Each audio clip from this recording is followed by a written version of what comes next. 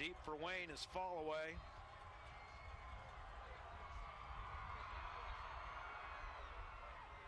Ball is fumbled by Endicott. Finally gets control of it. Does a good job getting back out to the 19-yard line. That's where Wayne will start their offense at tonight. Yeah, Wayne could have started deep in their own territory, but this is what Wayne offers. They do have that quickness and that speed. They're not as big as Tulsa, but have some speed, and Rodney Endicott showing that right now, that he's not going to let a problem like that with the kickoff and put his own team down deep in its own territory. We'll get to the starting lineups right after this next play. Going to be a handoff right up the middle. Thompson with a lot of running room takes it out to the 40-yard line, and a big play for Wayne to start out the game. Oh, and you said it, going to be running, using that running game of Wayne County. And look at those fans for Wayne County. But you have the fake to Fallaway, and then Thompson just right around the right side. That's what Wayne has to offer. You know, when the Wayne defense can focus on B.J. Evans because he's most of the offense, but they have two great running backs on Wayne's side. Out of the I formation, we're going to have some motion against Wayne. That'll move the ball back 5 yards. Looked like Mays jumped a little bit before the ball was snapped.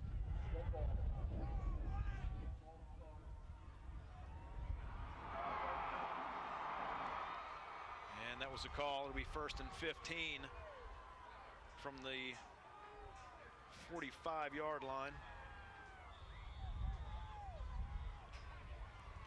Well, when you have a game like this, when they're both so close, number 3 and 4 in the state, they know each other so well. It's the execution and it's the mistakes and the penalties that are going to be key in this game too. Back to pass. Ball is caught. Pickup of about 5 yards as Fallaway takes the pass in from Ferguson. And we'll take a look at the Mountain State Blue Cross Blue Shield starting lineups. Joey Ferguson, who just threw the pass, quarterback. Justin Gilkerson, Justin Fallaway, and Travis Thompson are your running backs. Soward's the center. Cyrus and Thompson the guards. Curtis and Mullins are your tackles. Tight end Bob Hill and wide receiver Park Ferguson. 2nd and 8 for the Pioneers. Handoff up the middle again to Thompson. And Travis Thompson has some more running room. He'll pick up about 5 on the play. You see the little misdirection that Wayne brings when they bring this wing T offense, and that's exactly what that was there. And here's the Mountain State Blue Cross Blue Shield starting lineup for the Tulsa defense. Across the front line, Nick Davis, Josh Troglin, Hardin Spalding, and Jordan Moore. Your line, linebackers B.J. Evans, Nick Dillon, Andrew Banfi, and Brandon Stacy is your cornerback. Randall Copley is the other corner.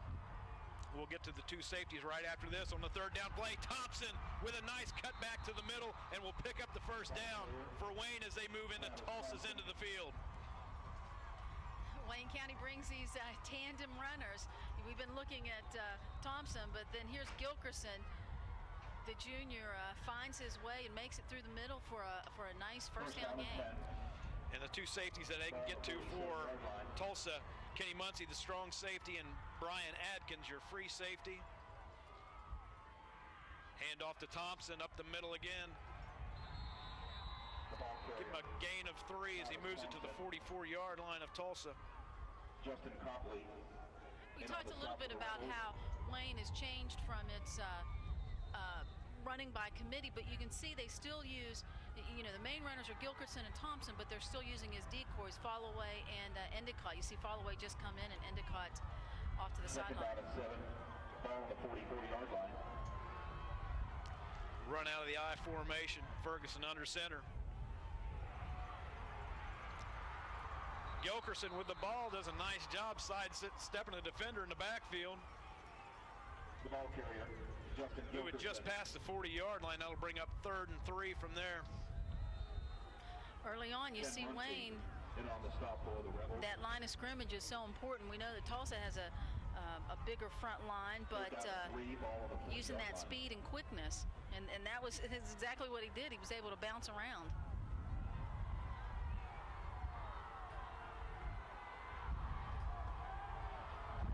Ferguson under center. Little mix up in the backfield as Thompson got the ball. Gilkerson was in motion. And he will get back to the line of scrimmage, and that is it. That'll bring up 4th down. And we'll have to wait and see if Wayne will gamble a little bit here early in the game. See, take a look at our instant replay in the first half of this championship game is being brought to you by the J.W. Potts Insurance Company. And you saw that instant replay there with the mix-up right there. Wayne will punt the ball. Meddings back to do the punting and does a good job. Just went straight for the sideline. The ball goes out of bounds at the 10-yard line, and Tulsa will start there. Well, Wayne County moving pretty well on Tulsa, even able to recover after that first penalty that it had, able to recover a little bit, but then got stopped up and have another penalty on the field. So we've got a flag on the play. We'll have to wait and see what the illegal substitution against Tulsa. Boy, that is big because that gives Wayne the ball back and a first down.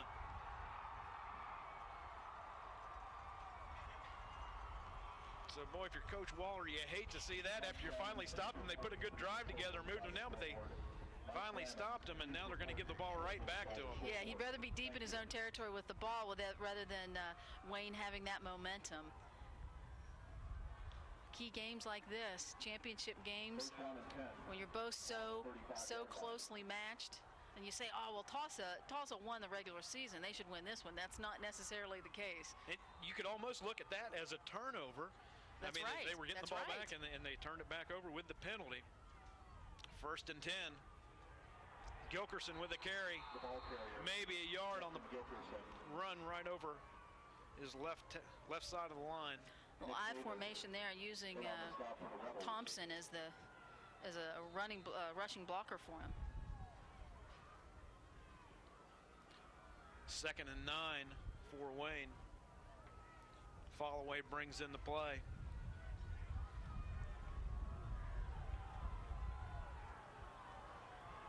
Going to set up in the wing T. 2 wide outs. Followay gets the ball. A lot of running room, and he's going to pick up a first down and move down to the 15-yard line.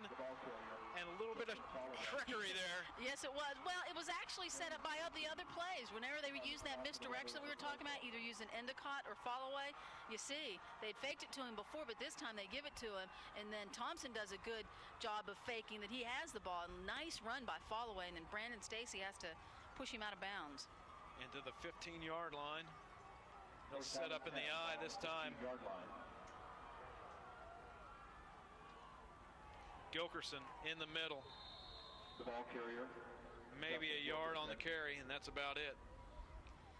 You wonder if Tulsa's thinking, you know, should we have deferred because we're giving a lot of momentum to Wayne, but actually they had the ball back at their own 10. It's that penalty, like you said, it almost it was a turnover. It actually was. They gave him the ball back. Well, and as you mentioned, you know, Tulsa's road here to the playoffs, through the playoffs to get to Wheeling, their defense has been very good, so I'm sure that's what they wanted to do. Get them on a 4 and out and get the ball back with good field position. Just hasn't turned out that way. Hand off to Thompson over to the left side, and he will pick up a first down and move it down to the 3-yard line, and he had a huge hole to run through that time. Josh Spalding in on the tackle for the Rebels. And I keep saying this, when they have the 2 running backs and then you add Followay into the mix, it gives these fresh legs and really mixes it up for Wayne. 1st and goal from the 3-yard line for the Wayne Pioneers. Gilkerson in the end zone, touchdown Wayne. And just like that, how big is that penalty? Oh, that's a huge penalty.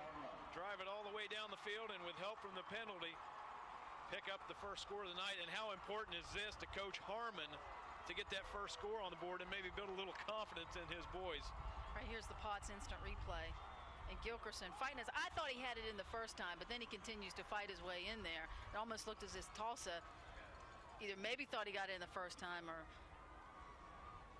quit pushing him back. Never quit till you hear the whistle, and that's exactly what he did. Travis Thompson to attempt the point after. Travis Thompson will do the kicking for Wayne. Kick is up, and it is good. Our score is 7 for Wayne, 0 for Tulsa. They'll get the ball back right after the break.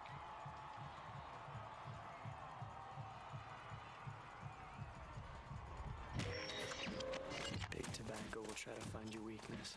They'll tell you lies. Your life is tough. Brainwash you. Big tobacco will lie and try to break you. Fight it. Brainwash you. Silence.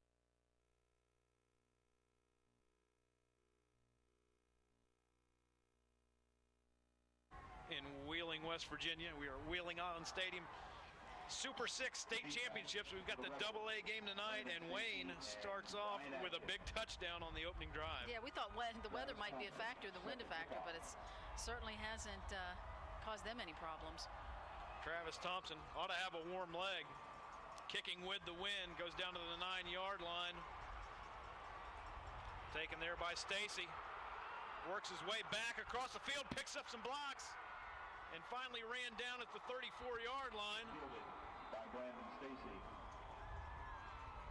He had some nice blocks, not able to hit him as fast as I thought he might, but he was reading them well and being very patient to find them and got nice yardage. The scoring drive for Wayne went 81 yards and 13 plays, and the time of possession they used was 5 minutes and 57 seconds, but key in that was that penalty by Tulsa, illegal substitution. And in that drive, Travis Thompson had 47 yards on the ground. So we get our first look at B.J. Evans, and he will get the ball, pitch over to the left side, and run out of bounds after a gain of about 2. Bill Evans. Well, Evans, I know they're all, even the fans, when on the Wayne side, happy that he only got a few yards there, and Tulsa fans just waiting for him to break one loose. Yeah, well, that first game that they played, he rushed for over 300 yards, right. Set a school record against Wayne. 2nd and 8. Evans again, this time over to the right side. Boy, and he is big and strong. The ball carrier. Breaks out of a tackle, picks up about 5 yards. He brings 6'3", 217 pounds. The tackle for the Pioneers. And he's not flashy. He doesn't, you know, just a regular kid when they talk about him. But he can just rack up the yards. Third down and Yeah. 2. Way over 2,000 this year. You know he can carry the ball. 3rd and a long one. Evans. He will not get the first down. He'll lose a yard, and boy, the Wayne defense, it looked like they were in the huddle on that play. Certainly were. The blocking didn't set up for him. He was trying to follow in through there behind Nick Dillon. You take a look at that replay, but Harry Sowers just able to push off Dillon and get to Evans and hold him back. So now they got a 4th down play here. Good look at Sowers right there, number 68, big defensive guy. tackle, 6'1", 220. Boy, he did his job that time. Justin Callaway. And Tulsa will punt the ball.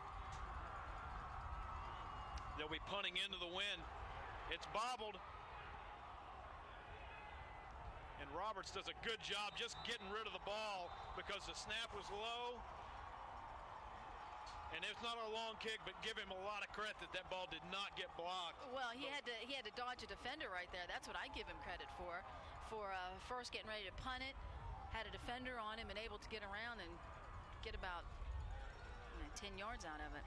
Good look at Coach Tom Harmon with his sophomore quarterback Joey Ferguson getting ready to send in the play, and boy, Wayne with great starting field position here on their 2nd drive at the 45-yard line. The 45-yard line.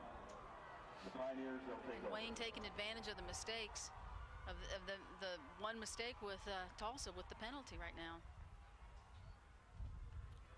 Got a flag on the play. Hand off to Thompson or Gilkerson. We'll have to wait and see what the call from the official is. Illegal procedure against Wayne.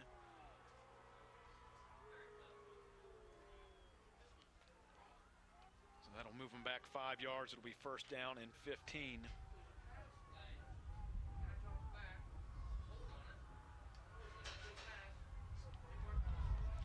And Here's some of the wind blowing here. We've seen one pass, I think, from Wayne so far, from Joey Ferguson. Tolsia may be able to use this momentum, or just to slow down the momentum of Wayne right now. Yeah, that's one thing they can ill afford to do, is give Wayne a 14-point lead and let him drive the ball down the field on him again. Handoff in the backfield to Endicott, and he is wrapped up by Nick Davis. Davis does a great job beating his block and getting into the backfield. Yeah, he certainly got in the backfield fast. You take a look at J.W. Potts' instant replay. Right there's Nick Davis. He slows him down enough, tries to get a hold of him. You know how cold it is out there. I don't think his fingers are probably working as well. But then he had his teammates, Josh Troglin, coming up and helping him out. Yeah, Troglin doing a good job finally wrapping him up and bringing him down. Second down, loss on the play of 1. Second down and 16 for the Pioneers.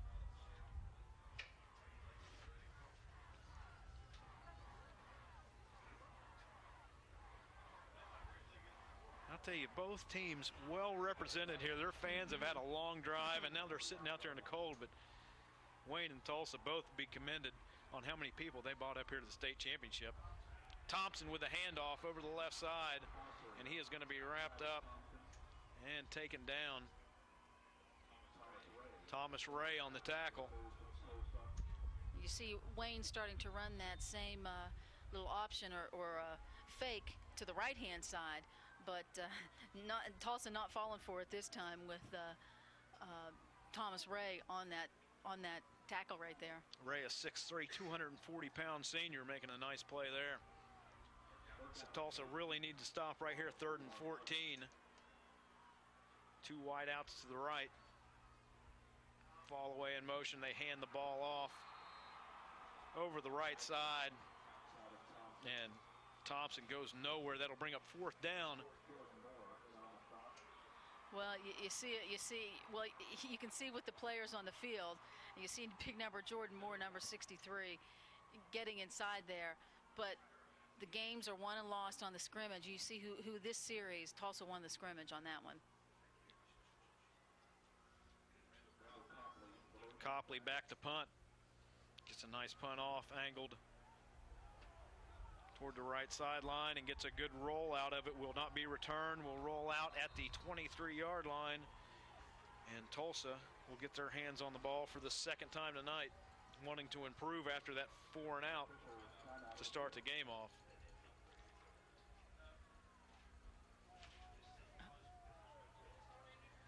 We'll be back right after the break. Welcome to Faye's Boutique.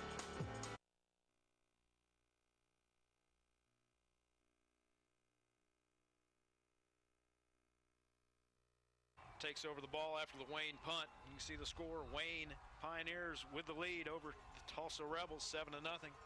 Got a minute and 29 seconds to go in the first quarter. Tulsa will start at their own 33-yard line. Hand off to Copley, right up the middle. Gain of maybe 1 on the play. Look at the Mountain State Blue Cross Blue Shield starting lineups for the Tulsa offense. Darren Parsley, your quarterback. Stacy, Evans, and Copley are your running backs. Muncie, the center. On the left side, Moore and Wessler. On the right side, Troglin and Reif. Wide receiver is, tight end is Kenny Muncie, and your wide receiver is Randall Copley. We'll get to the Wayne defense right after this next play. 2nd down and 9 for Tulsa. Hand off to Stacy, and he is run down in the backfield by Jason Thompson, and we'll lose 1.5 yards on the play. The Mountain State Blue Cross Blue Shield starting lineup for the Wayne defense. Bub Hill in the middle, anchor on nose tackle. Defensive tackles are Sowards and Brooks. Linebacking crew is Thompson and Jason Thompson and Travis Thompson on the outside. Todd Mays, Justin Gilkerson on the inside. We will finish off with the secondary right after this big 3rd down play for Tulsa. Parsley back to pass, looking downfield. Everybody's covered under pressure. Finally tries to squeeze the ball into Stacy. It will fall incomplete.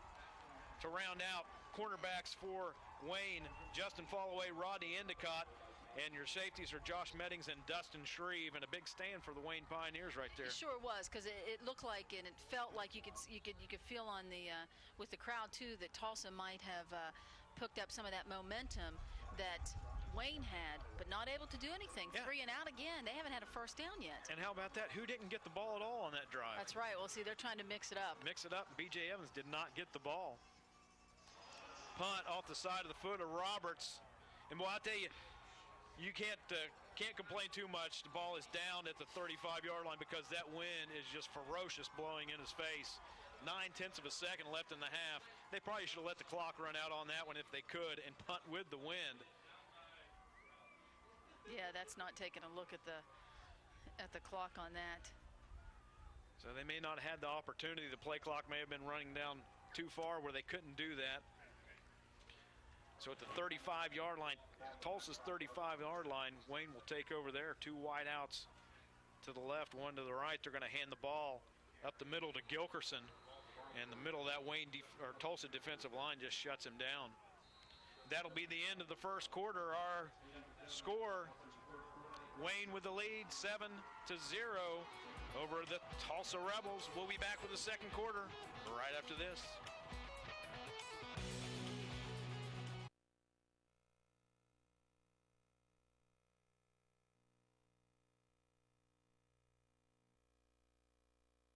The Rebels 7-0. And we only saw 2 passes in the first half. That's one reason why it went so quickly, because the ball was kept on the ground, which we fully expected out of these two teams. But also, both of these coaches throughout this week, they both talked about how well they know each other. They played before. They're in the same counties, so they're going to throw in a little bit difference and a little bit different things. And you said the last series that Tulsa had, we didn't see that B.J. Evans touched it at all, so they're trying to mix it up too. Ferguson back to pass under pressure. Ball falls short and it's picked off by B.J. Evans. And there's our first big turnover of the night. And Ferguson was hit as he was trying to throw the ball, throwing into a stiff wind. And B.J. Evans, just all he had to do was stand there and catch the ball. Here's a take a look at the J.W. Potts instant replay. You see Ferguson pretty quick with it, a little fake action, but as soon as he turns around, he's got a defender. It's tipped, and it's actually kind of just a jump ball. Whoever can get down underneath it, out in center field. Bub Hill, tight end, soon turned into a defender and took down B.J. Evans. But Tulsa will take over the ball there. Wind behind their back. Evans will get the ball, and he is swarmed under at the line of scrimmage. And we talked to Coach Harmon, and we heard him mention in the pregame that they were going to have to do things different. And he didn't know what they were going to do, but they were going to have to change things up a little bit. I have a feeling he knew what he was going to do, and he was just trying to play it cool. So you think he was sandbagging us a little? He could be. He knew he knew the mistakes that they had made, and he's talked about it too. Coaches they exposed their defense, and now it's time to fix your defense. They don't want to give away all their secrets. We knew that.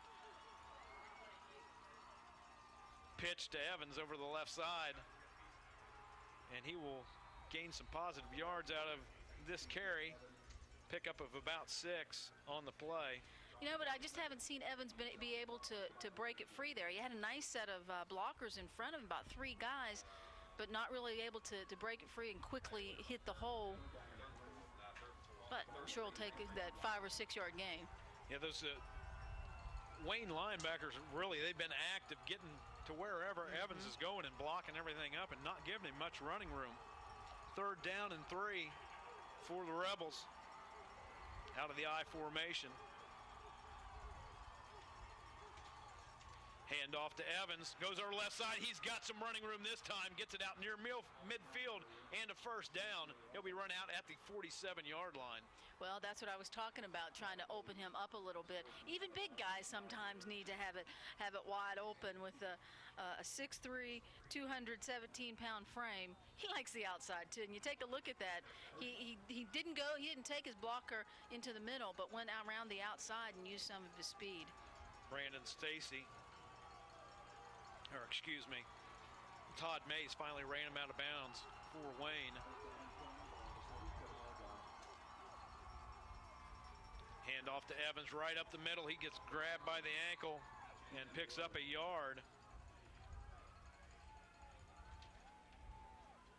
You see, through the middle is not working well for him like it has throughout the season. And he says he gives his success, of course, like any good running back or a good quarterback, you're going to give your success to the offensive line. And the offensive line has done well for him.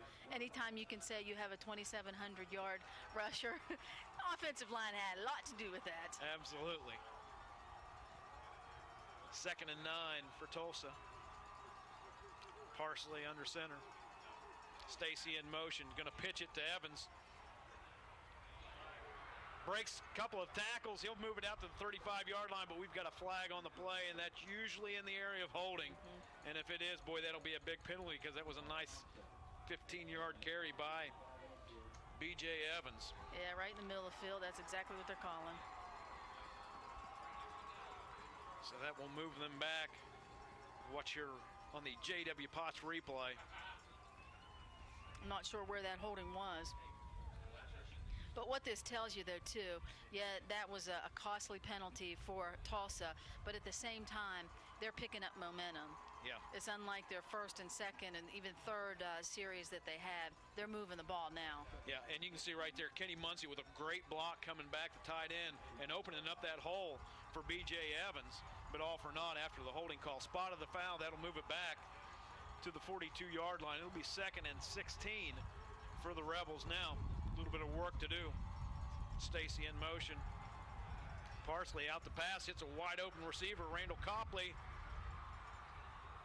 And he is going to be just short of a first down, but a nice pass and carry. Yeah, that was a huge pickup, and then that does a lot because he was out wide open all by himself. He lined up out there. They have a little fake, and then you see Parsley find him. He was out over here by himself. He's been on this side for a while. You can't miss him with those bright orange sleeves. Make that 2 yards short of a first down, be 3rd down and 2. Wayne wanting some support from its crowd.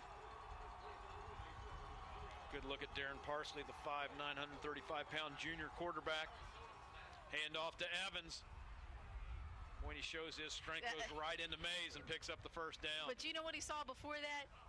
You've heard the phrase, quick like a bunny. That's exactly what he looked like. He just hopped right around the defender in front of him. You take a look at this, yeah. See that little hop right there? And that's all it took. All he needed was 2 to pick up the first down. He got 3. Nose of the ball touching the 40-yard line.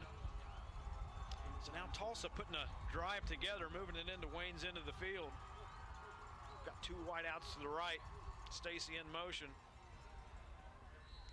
Hand off to Copley. Goes over the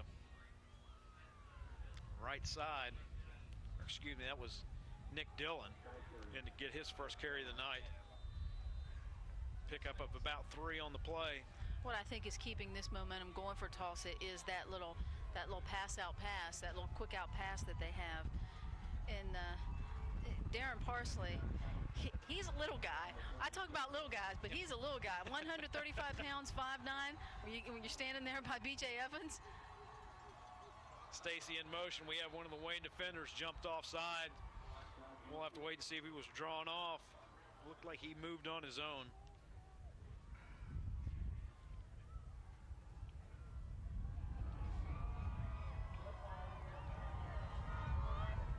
Is encroachment against the defense. So a 2nd and 8 goes to a, or 2nd and 7 goes to a 2nd and 2 after the dead ball penalty. You hear that wind picking up? Yes. It's cold out there when that wind picks up. I will vouch for that. Stacy in motion. Pitch to Evans over the left side. Cuts inside and then back out. And just shows you the strength that he has picking up a first down. And that was strength there, because you saw him. He was just really picking it apart. Not a whole lot of quick moves as you take a look at the J.W. Potts instant replay. Head around the outside. Hits there. Pushes this guy out of the way. Endicott. Then heads up the sideline. You can see just a couple of arm tackles are not going to bring the 6'3", 217-pound back down. 1st and 10 from the 20, out of the I formation. Evans will get the ball, and they were working that left side. and finding a lot of running room there. Evans will pick up 7 more. The ball carrier, B.J. Evans. Well, when you're running behind Jordan Moore and the center, Sean Muncy and Michael Wessler, And on the stop for the Pioneers. he's picking up that left side. They've predominantly gone to that side, haven't they? Yes, they have. That's where they've, after the first 3 carries that Evans had, only picked up 9 yards. They had to punt the ball. They have found a home for him on the left side of that offensive formation. Give him a gain of 6 on that last carry. Evans will go right up the middle this time behind the center, Muncy. The ball carrier. And I think he is past the 10-yard line, and if he is, that'll be a first down. Looks like where the official is spotting the ball, it will be a first down. It is. It'll be first and goal for the Rebels from the 9-yard line. Well, you can see Tulsa really getting into its rhythm, obviously with this drive, and just working it and working their backs and using a Nick Dillon or passing out to Copley when needed, but Evans is doing the work now. Stacy in motion again. Pitch to the left. Evans finds a hole and takes it in the end zone. Touchdown, Tulsa. B.J. Evans with a 9-yard touchdown run. And drive similar to Wayne's first drive when they scored a touchdown. Methodically worked the ball down the field. Well, you see, as you take a look at the Potts instant replay, you say pitch out. You have Nick Dillon right here. He misses the first block, but the second block that he hit was more important because it blocked Meddings there and really freed up. So it was fortunate that he missed the first block. B.J. Evans will attempt the extra point. Out of the Darren Parsley. And sort of unusual, we got a straight-on kicker. Yeah, this is see like those very football often. ball. This is what I remember when I was a kid.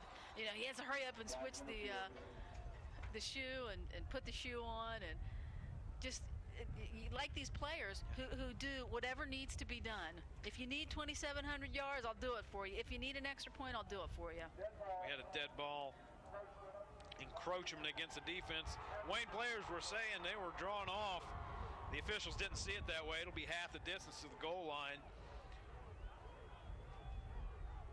So that'll move the ball 1.5 yards closer. And Tulsa's going to take a timeout on the field, maybe try to kick or go for 2 on this. We'll take a timeout as well.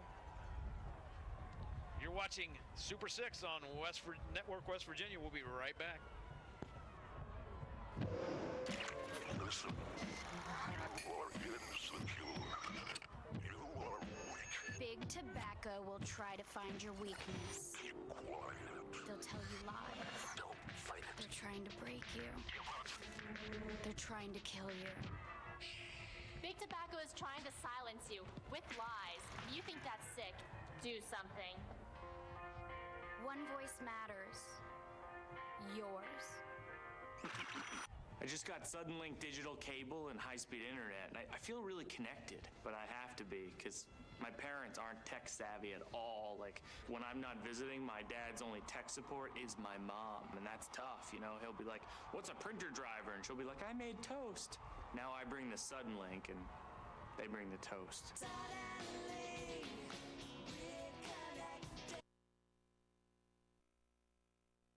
Line. I thought about that. You know, they like these close games where an extra point can decide them. And this is what happened in Bluefield when at their Bluefield game, Evans didn't make it in for an extra point, so had to have the game-winning field goal. Evans will get the ball and will not get into the end zone. They went over that left side again, right behind his left guard. And Wayne was ready for that one. This may be costly. Wayne still has the lead, 7-6. Well, you see right there, I mean, he is stuffed. They're looking for him. Right there is Mays. Todd Mays. And this is what happened in the Bluefield game when they had an extra point like that. Mays, Evans was stopped. Leading tackler at linebacker, 6'1", 170-pound senior. Comes up big. And of course, I think they're probably studying some film on that. Yeah. We talked about that earlier when you you said, let's talk about some of these teams. How do you stop the guy? Well, look at James Monroe game. Look at the Bluefield game when the game was so close for Tulsa. Yeah, and Tulsa won that game, but you got to be able to take something away from it because they didn't give up the yardage that Wayne did the first time they played Tulsa against Evans. So, those are games that you want to see. You want to learn off of those, see what they did, maybe things that you can mirror and try to stop B.J. Evans. And up to this point, they've done a fairly decent job, except for that last drive. B.J. Evans had a pretty good series that time. Yeah. B.J. Evans set the kickoff for the Rebels. Evans has 12 carries on the night for 77 yards and got most of those on that last possession. Kick goes deep to Endicott, right up the middle of the field, sticks his nose down and will move it out to the 37-yard line, and we have a flag that comes flying in after the tackle thrown by the official. We'll have to wait and see. Holding against Wayne. Boy, you've got to hate to see that if you're Coach Tom Harmon, because that's pretty good field position at the 37-yard line. Take a look at the scoring drive by Tulsa. Went 72 yards on 11 plays, nearly 6 minutes taken off the clock, and Evans played a big part in that. But also a big part in that was that little pitch out pass. You know me, I like to shake things up a little bit, that went out to Randall Copley. I thought that was very important. But and they know that it's going to go to Evans. He is 65% of the entire offense for Tulsa. Out of the wing tee. Ball goes over the right side, and a lot of running room there for Justin Followay. He will be near a first down. Wait and see where the official spot is. And Followay, see, they used it. He didn't get the yardage that he got the last play when they did not fake to him and gave it to him. So there they just try to mix it up. Picks up 10 on the play and a first down. So Followay, after the penalty, ball was moved back to the 22-yard line, spot of the foul penalty. They started the drive from the 22. Handoff. Thompson fumbles the ball. It's on the ground. And Tulsa comes up with it. Second turnover tonight for the Pioneers. And boy, that is one thing they can't afford to do, is give B.J. Evans the ball back. Watch here on the J.W. Potts replay. You see, it's just stripped right from him. He's got both hands on the ball, too, when you see it. He's doing what he's supposed to do, but heading through that line, and Andrew Banfee just able to pick it up. Yeah, we couldn't see which one of the Tulsa players come in, but so many times you expect to get hit head on, and that hand comes in from the side and just poked it right out of there.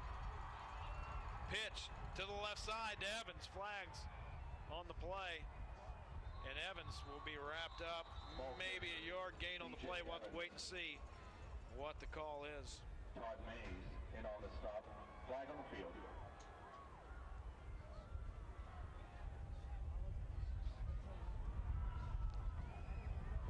Illegal motion, illegal shift against Tulsa, so that will move the ball back 5 yards. Well, you see, we've been talking about that left side, but they do stack them up right there for Evans to get through. And we've seen on that last drive, and they started here on the first play. Watch here, B.J. Evans with the carry to the left side. And I believe they're going to keep it there until Wayne proves that they can stop Tulsa there. And then at that point, they're going to go around the other side. See, right there, right through the middle. The ball carrier, B.J. Evans. And B.J. Evans, he started to the right, cut back up behind the center. Stop for the Pioneers. Gain of about 9 on the carry. Watch on the J.W. Potts replay. He does head to the right, cuts back, finds the open space, gets into the secondary. Justin Followay comes in and makes the tackle for the Pioneers. Second down and 6. Second and 6. Evans to the left side, and Sowards is going to wrap him up and take him right down. No gain on the play. Nice job by Harry Sowards. Tulsa taking advantage. There's been 2 turnovers by Wayne, the interception and then the fumble. And there's Sowers. Big Sowers, 6'8", 220, 6'1" senior. Third down and 6. Ball on the 33-yard line. 3rd and 6 for the Rebels. Out of the wing tee. Stacy in motion. He will get the ball to the right side. Had some running room, and he's going to get wrapped up right around the neck by Gilkerson. It looked like he was going to be able to pick up that first down, didn't it? It just took too long to get around. You see him, he gets right around and in front of him, but Gilkerson has some speed and just wraps him up, but took too much time to get up around and get around. Yeah, and Justin Gilkerson, it was a great job on that end zone replay. That's right there. You could see him just following him the whole way across the field, waiting for him to make that cut, and wrapped him up. And it looks like Tulsa will go for it here. Pass over the middle is going to go in and out of the hands of his tight end, Kenny Muncie. Parsley threw the ball just a little bit behind him. That was the play they wanted. He was standing right there. You think, man, that's not a very far, long pass. But a nice little fake to Nick Dillon, and just right across the middle. Looks crowded, just a hair behind him, and he doesn't have his feet to catch back, turn around, and get it. It would have been a first down. So Coach Waller, he's not afraid to gamble, is he? No. Well, that's what they said. They got to throw different things in when you know each other so well. Hand off to Gilkerson up the middle. Justin Gilkerson. Pickup of about 3 on the play. Time is winding down. Both teams have kept it on the ground. Under 3 minutes to go, as you can see, as the clock is moving. Ball on the 37-yard line. In the first half, Wayne with the 1-point lead after the gamble by Tulsa to go for 2. Yeah, Tulsa was having some momentum. Now Wayne has it back. Gilkerson with a carry, and Banfi comes up and sticks his nose right in those shoulder pads and takes him down. It's nice of about 3. In the middle of the second quarter. All the hype, everything else is gone. They've each scored. They've each had some tackles, some good hits. Wayne survived the turnover of the fumble by having the ball back right now. Almost 2 minutes left. 3rd and 3. Followay with the ball, has some running room. He'll pick up the first down. Muncie hits him hard, but not until after Justin Followay picks up the first down, and that was important for Wayne to pick up that first down because they can come close to running the clock down, and all depending on how much Coach Harmon wants to go for it, maybe put some points on the board. They do have the wind to their back. First down and 10. Ball on the 45-yard line. You know, that's strange because the wind has shifted. It was blowing in their face. Endicott gets the ball. He's got some running room. Tries to turn the corner, and he won't be able to. Brandon Stacy gets him around. It's a nice gain pickup of 6 yards on the play. And Wayne really hustling back, trying to get this 2-minute offense together. They want to put some points on the board before the half. Brandon Stacy does a nice job for Tulsa, 6 foot, 180-pound senior. Thompson gets the ball, and very little running room as he took it over to the left side. Nick Dillon, and on the stop for the Rebels. We're going to have a timeout on the field called by Wayne. We'll take a break. We'll be back right after this.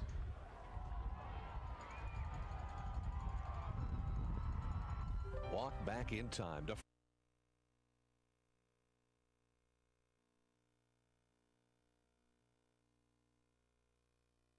in the first half. Wayne has the ball. They've just moved it into Tulsa's end of the field. They've got a big 3rd down and 3 play right here.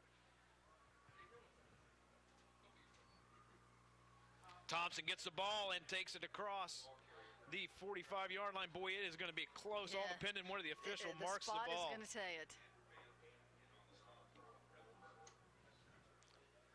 Banfi with the tackle. You can see Wayne already set up, ready to go at it. So we'll have to Wait and see. It looks like they're going to bring the chains on the field.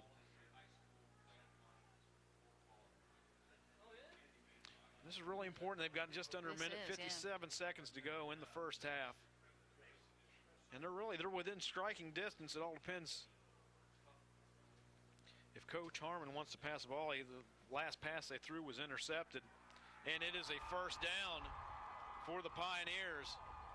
So his goal may have been just to keep the ball to run the clock down, or we'll have to wait and see. Maybe he wants to put some more points on the board. Yeah, they're hustling, getting back into formation. Because coming out in the second half, Tolsia has the ball. We've got more of a crosswind blowing right now across the field. From the far side of the field coming to the near side is the way the wind's blowing now. Ferguson back to pass. He has time to throw this time, and you can see the wind just knocks the ball down.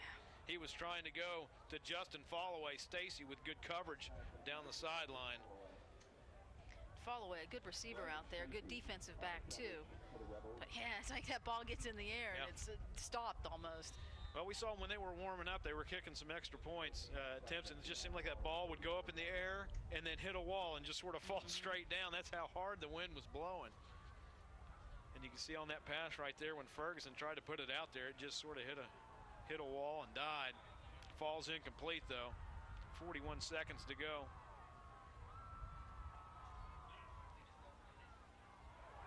Thompson gets the ball, tries to put a move on Stacy, can't get around him. That was Gilkerson, 32 with the carry that time.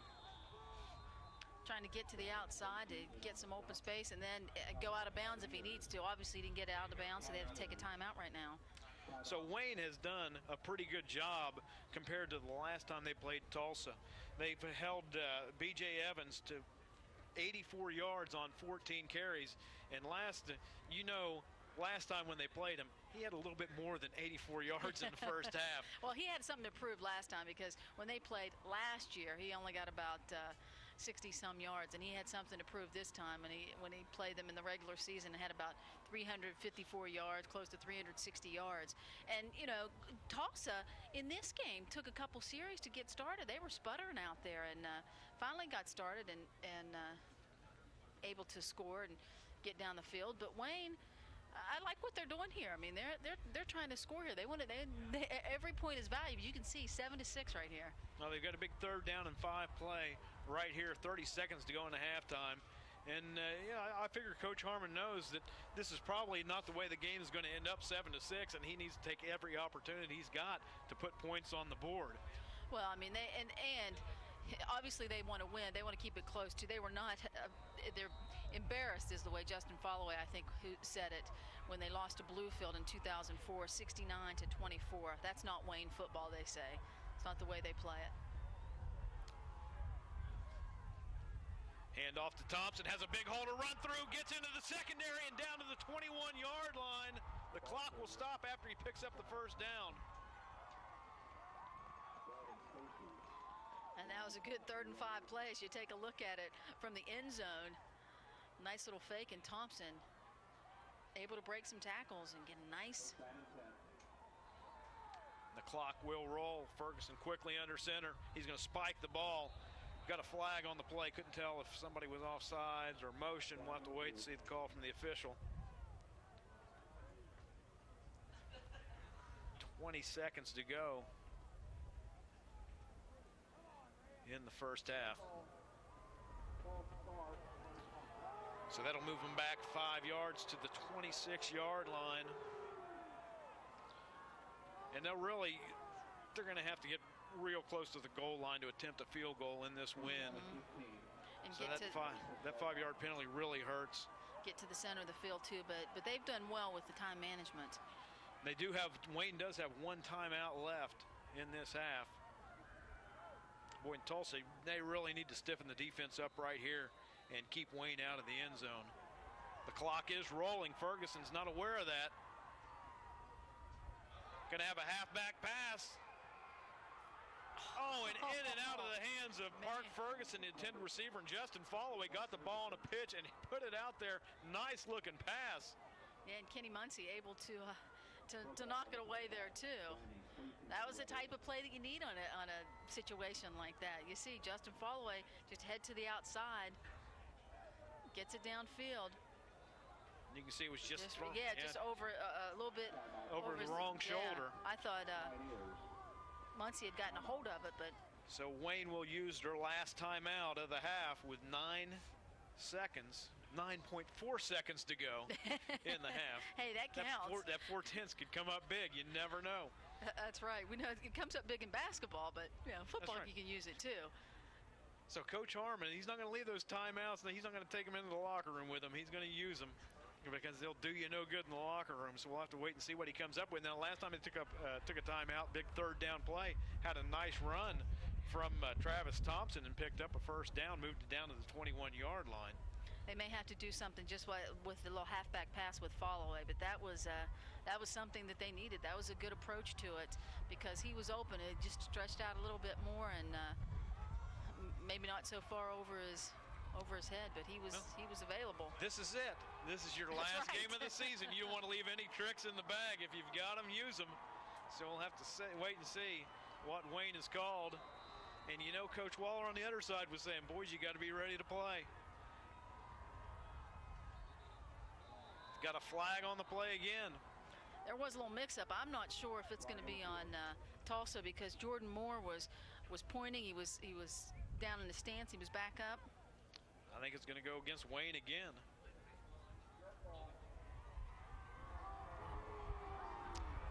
Wayne faithful are getting a little bit upset.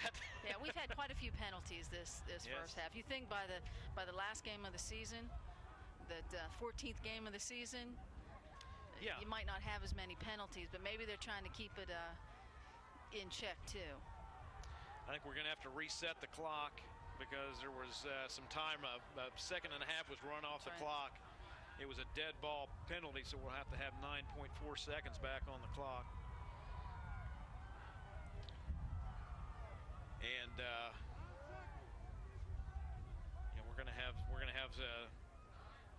they're going to call up the press box here and correct that they did. 9.4 seconds back on the clock, so we'll be ready to go as soon as the official sets the ball in spots. But one thing that's interesting about this game, if you were to told Coach Harmon you're going to have 2 turnovers and several penalties in the first half, and you're going to have a lead, will you believe that? Yeah. Ferguson back to pass, has time to throw, and gets off a nice pass this time and overthrows Justin Followay, his intended receiver. 3 seconds, and that was a nice-looking pass into the wind from the sophomore that time. Into the wind and nice spiral pass. Yeah, that time he didn't get it too high up in the air and let the wind grab a hold of it. Well, you talk about these teams, running teams, and the quarterback. Joey Ferguson is only a sophomore, 6 foot, 165 sophomore. The experience, he's gotten to play 14 games. And that will really come in handy. Yes, it will. Next year. Last play of the half. Ferguson back to pass. He's going to go across the middle and in and out of the hands of Endicott, his intended receiver. Ball falls incomplete, and that is the end of the first half. The Wayne Pioneers with a 1-point lead, 7-6 over the Tulsa Rebels. We'll be back with a halftime show right after this.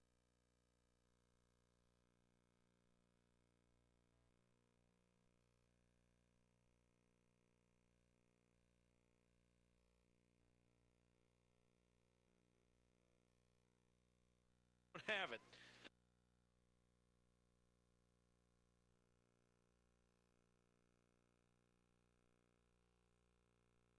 That went down through there. Look at it. It's still going. Great camera shot. Our camera guys are out in this wind, too. Yes. You think it's tough on football players. It's tough on camera folk, too. And the wind have to keep it steady. The wind at one end of the stadium is blowing one direction, the other. Listen to it. Listen to it. It has been just howling since about 2 o'clock this afternoon. It has not let up.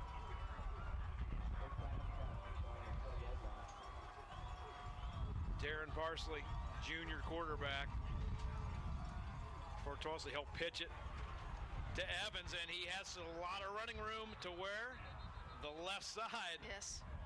The game plan not changed a whole lot. for Coach Waller. You see these runners, not just Evans, but a few of the other runners. You see the nice little pitch out, giving him some open space. He's got some blocks, great blocks ahead of him too. But just run a little tentatively and just not able to stretch it out in the cold, it seems like. Endicott will shove Evans out of bounds, but not until after he picks up a first down at the 33-yard line. Stacy in motion and movement against Tulsa, so that'll move the ball back 5 yards.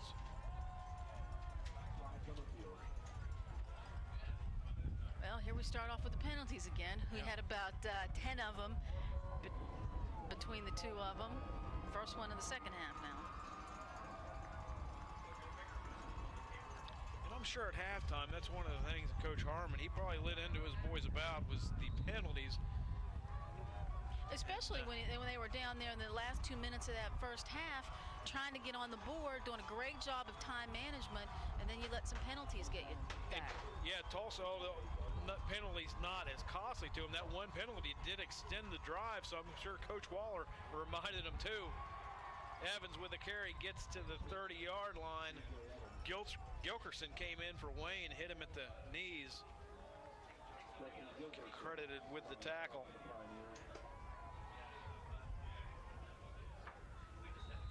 And from up here, it just looks like he's having trouble getting hitting those holes quick enough because it's so cold out there too. I mean, that's probably part of it too. This is a pro grass turf, but you see some brown spots in it. Parsley under center. The pitch is going to go to the right this time to Evans. Pickup of about 3 on the carry. Sowards in on the tackle. Take a look at the Blue Cross Blue Shield replay with a pitch to the right side now for Evans. And he gets it out just beyond the 35-yard line, so they will have 8 yards to go for a first down. They're going to have wideouts to each side. Evans the lone setback. Parsley under center. He's going to drop back to pass. He's looking over the middle under pressure and just dump the ball off. We're going to have a flag on the play. See what direction it was thrown in. Looked like he had some people open, but kind of just jumped up there and tossed it. Looked like Jamie Brooks grabbed an ineligible receiver downfield. I'm sure Wayne will decline that. And now it seems like the wind has picked up again. It's really blowing. Wayne does decline that. So the wind is really going to come into play right here. We saw it affect Tulsa, earlier in the game with a couple of bad punts. Yeah, but you look at you can just see the trees. Well, and you see that they took to defend this goal in the third quarter. So in the fourth quarter, the wind would be at their back if they needed B.J. Evans to kick a field goal. Yeah, that's what I'm thinking. I wish we could have got a picture of that plastic bag blowing down the field. It was about 15 seconds ago. It's already over in Ohio right now. Roberts on the kick. And not too bad a job by Aaron Roberts, the punter for Tulsa, gets it down to the 36-yard line. And I'll give him a lot of credit. He did a great job. That was a good punt there. So Wayne coming out of the block shuts down Tulsa on their first drive. They did pick up a first down, but they cannot keep the momentum going. So with 10:17 to go in the third quarter, Wayne will take over at their own 36-yard line. That was crucial for Tulsa. They were looking to come back after the second half and getting the ball and maybe using some of that momentum, but Wayne really keeping with it. And you could see when they came out on the field trying to pep up their crowd, getting the crowd back into it, because this crowd, these fans on both sides have been sitting out here for several hours because they got here early and they were here. They were sitting out before the teams even came out to warm up. Yes, they were. And I don't think I could do it. I don't think there's any way I could have sat out there that long. Hand off to Thompson right up the middle. Had one there. Gilkerson. I'm having trouble reading the 32 and the 33. Brandon Stacy saved that touchdown. But that was Justin. He find it, the Mountain State Blue Cross Blue Shield instant replay. And you see him make his way through there. Brandon Stacy's the last one. That was Justin Gilkerson with a nice carry. Yeah, and if he had gotten past him, it'd have been nothing but green turf to the end zone. 1st and 10. Hand off to Thompson, and he had no running room at all as he took it over to the left guard, and that Tulsa defensive line shut that down in a hurry. Sean Muncie in on that one. But it looked like Wayne was starting out with Gilkerson making that nice run the way they started out the first half, or their first possession of the game when they were running so well. You see on the 50 some of those little spots? Yes. You know, I think that may be where the stadium has been flooded in years past, and they have trouble getting the mud that comes in from the river. Gilkerson dragged down from behind by Josh Troglin. Nice job by the senior defensive lineman. Gain of a yard. It's going to be 3rd and 9 for Wayne. Watch here on the Blue Cross Blue Shield replay. Easy for me to say. Troglin coming up behind him and just wrestling from behind, collaring him up.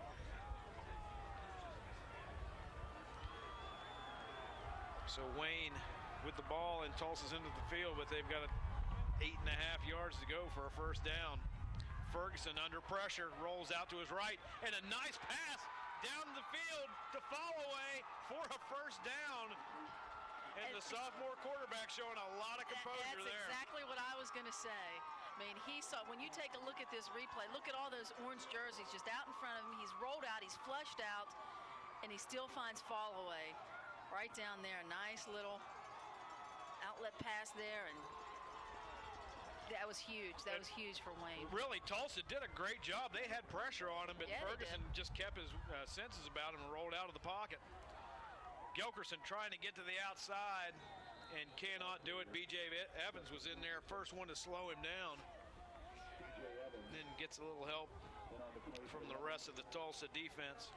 Yeah, both these teams are running teams, but of the two running teams, it's Wayne that throws a little bit more with their sophomore quarterback.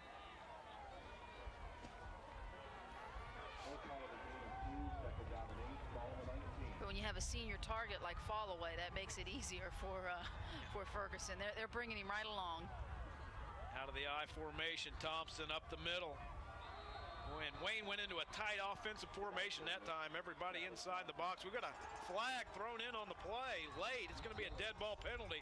Have to wait and see what the call is from the official. I think we spiked the ball. It's going to be an unsportsmanlike conduct.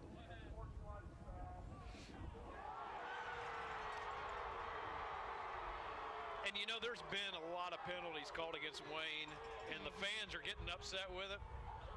But the officials have so much more better view than we do. Now, I didn't see him spike the ball, but you saw as soon as that happened, the official threw the flag. Yeah, that came out. I thought they were going to – I thought it can't be against the defense because they tackled him and there were no late hits or anything. Well, I'm not sure I saw that. And that's really a costly penalty because after no gain on the play, it's a dead ball penalty, so they lose it down. It's going to be 3rd and forever. Well, 22. If you want to call 22 forever, I guess it is. But long 3rd down play for Wayne after they were getting close to the end zone. Followay is going to take the sweep to the left side. Ball pops loose. And I think Tulsa came up with it, and they did. So a big penalty and another turnover. That's Wayne's 3rd of the night, their 2nd fumble. You see Followay heading around the outside too. He's got it in that outside arm, trying to head inside, but it's just the helmet of Brandon Stacy just pops it right out of.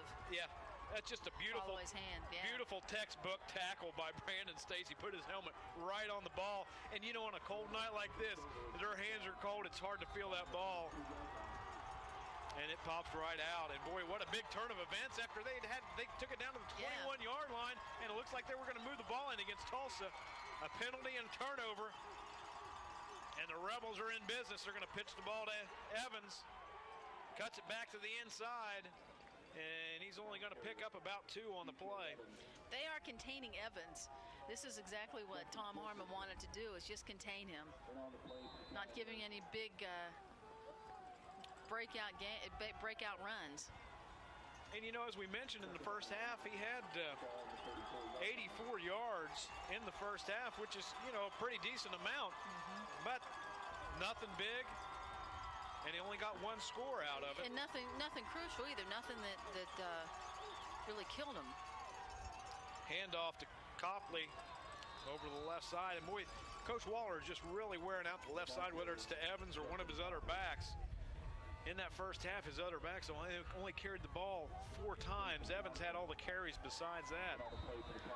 Well, that's what he is. He makes up 70% of the rushing offense, or of the rushing yards gained for Tulsa, and that means 65.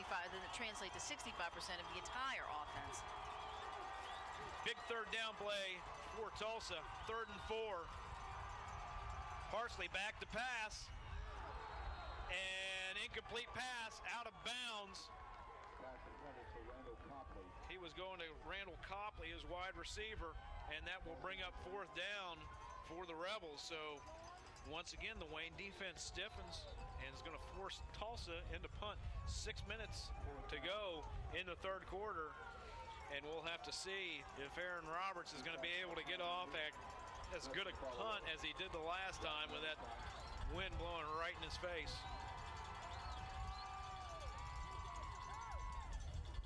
And another nice punt by Roberts. It's going to be taken by Endicott at the 30-yard line.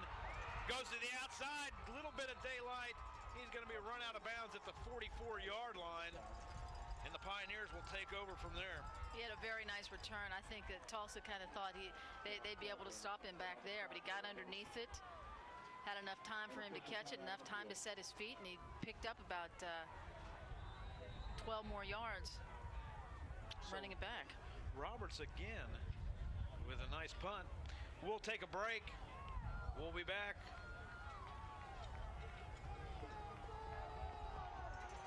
You're watching the West Virginia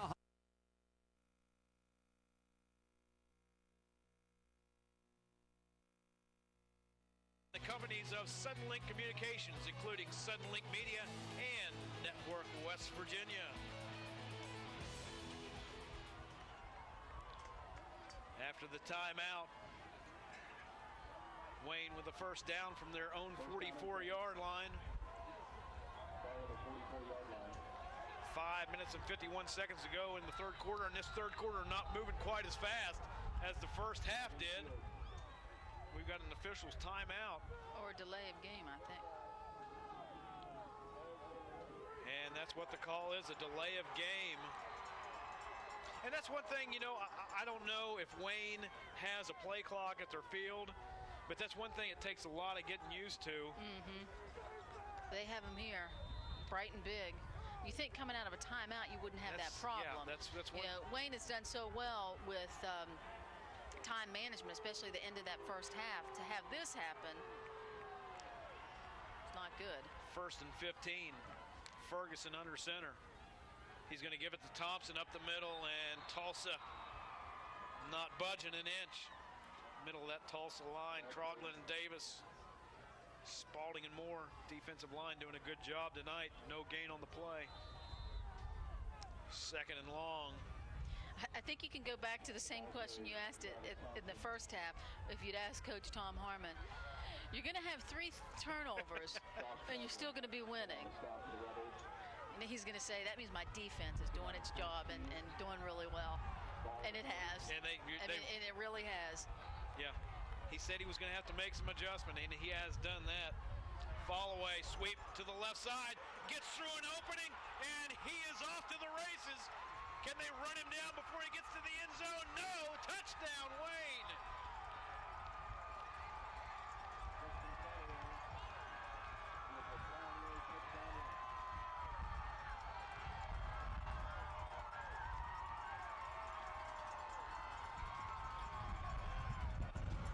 There's the replays. You see the Wayne Pioneer fans celebrating, and he just finds that open crease, and it is off to the races.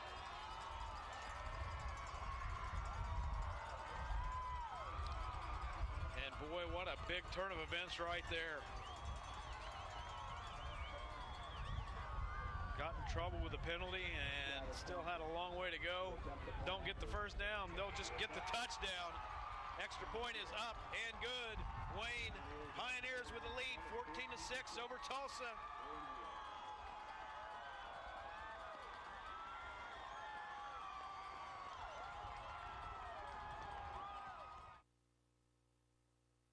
Street beside Talbot's. Call today and experience the new standard for salons in the Valley. Specializing in Framese hair color, Paula and her staff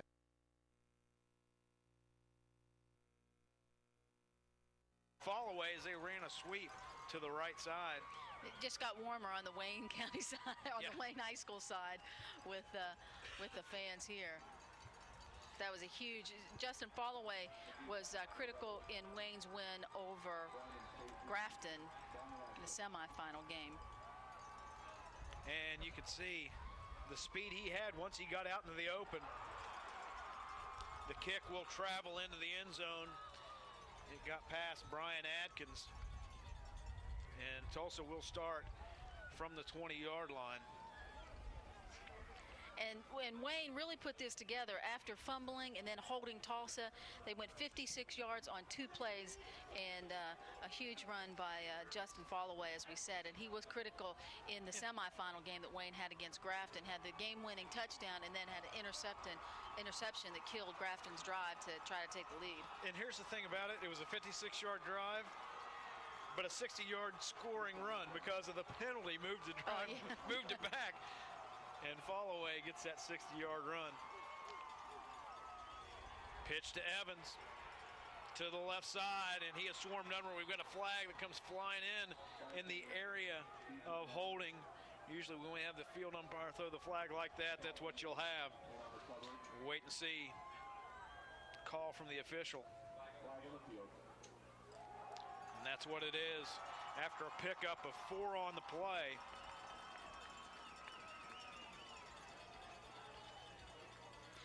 Well, what Tulsa needs to do now is not get anxious and start putting pressure on themselves. They just have to take it one at a time. That's one right. first down at a time, 10 yards at a time, and not try to make crucial plays like that. And you know, when you start having these penalties. Yeah, and you know, that's they just need to do it the way they did their one scoring drive. 4 or 5, 6 yards at a time, work the ball down the field slowly, put it in the end zone. And B.J. Evans knows how to do that. They've just got to rely on him. He got charged with a costly hold right there from the spot of the foul. That moves it back 7 yards, so it's 1st and 17. Parsley back to pass. And that play is swarmed under as he was going to Stacy out in the flat. And Jason Thompson, the outside linebacker, was all over that for the Pioneers. Well, they needed a play like that as you take a look at the Mountain State Blue Cross Blue Shield instant replay. Something to get the receiver out in the open. Man, it didn't develop quick enough, and the defense was able to swarm. If Jason Thompson hadn't got him, Travis Thompson would have. Yeah. Because Wayne had smelled that play out. Evans right up the middle. Little bit of running room. Brings it out to the 15-yard line, so that'll make it 3rd down and 15 for the Rebels. And right here's where you don't want to make a mistake if you're one of the Rebel fans, because this could be costly. They still got the wind blowing in their face.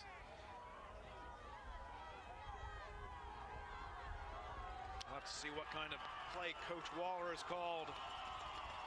It's right down deep in their own. Got an official's timeout on the field right now.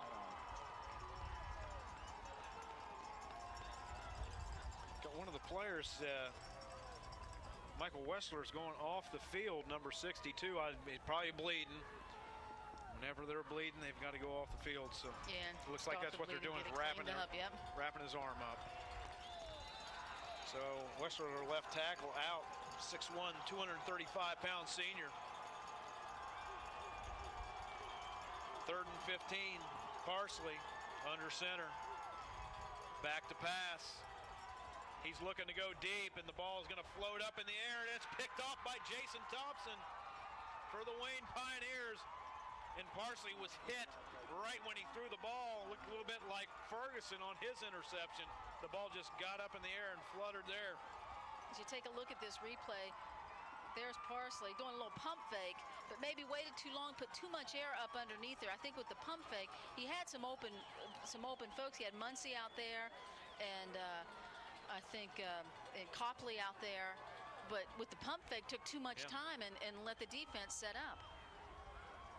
And you never know. His hands, ball, they fluttered out of there. His hands may have been cold, didn't have a good grip on it. It's hard to tell. Tight formation for Wayne. Gilkerson gets the ball, headed to the right, cut back to the inside, picks up a couple on the carry. See, Wayne will just get back to their grinding out offense right now. They've got the momentum behind them. Followay comes in with the play for Wayne. See the clock slowly winding down. 2:45 in the 3rd quarter. Pioneers with a 8-point lead over their cross-county rivals, the Tulsa Rebels. Joey Ferguson called a timeout before the play clock ran out. So a good job that time by the sophomore quarterback, recognizing the play clock running down, not wanting to take a 5-yard penalty right there. Yeah, he's not. They're keeping track certainly of the time clock in this situation too. And you see that Wayne now is going to have to just take advantage, and ball control is what they want now to grind it out when you're up by 8 points. Yeah, and they've really had good field position here in the second half. They've come away with 1 touchdown. They had moved the ball down deep into Tulsa's end of the field, and Coach Harmon, any coach, whether it be Coach Waller or Coach Harmon, they want to take advantage of those times that they move the ball deep into the other team's territory. So they've got a drive going right now, and they want to move it down the field. Well, what was also critical about that, Tulsa had the ball when the kickoff on its own 20-yard line, but what cost him? Some penalties, kept pushing them back, and then what happens? You get a bad play, a little toss out, you're caught behind the line of scrimmage, and you're in bad situation. So coming back from the timeout, we'll have to see what play Wayne has called on this timeout. Well, we saw in the first half how well they took advantage of their timeout. Ooh, and I don't know if there was a face mask on that. Looked like his collar was pulled back, and he is not in good shape. Boy, that just looked terrible.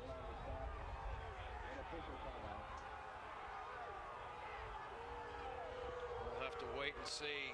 He was pulled back by the collar. Justin Followay, you see him coming around the outside. How can you miss that? I don't know how you can miss that.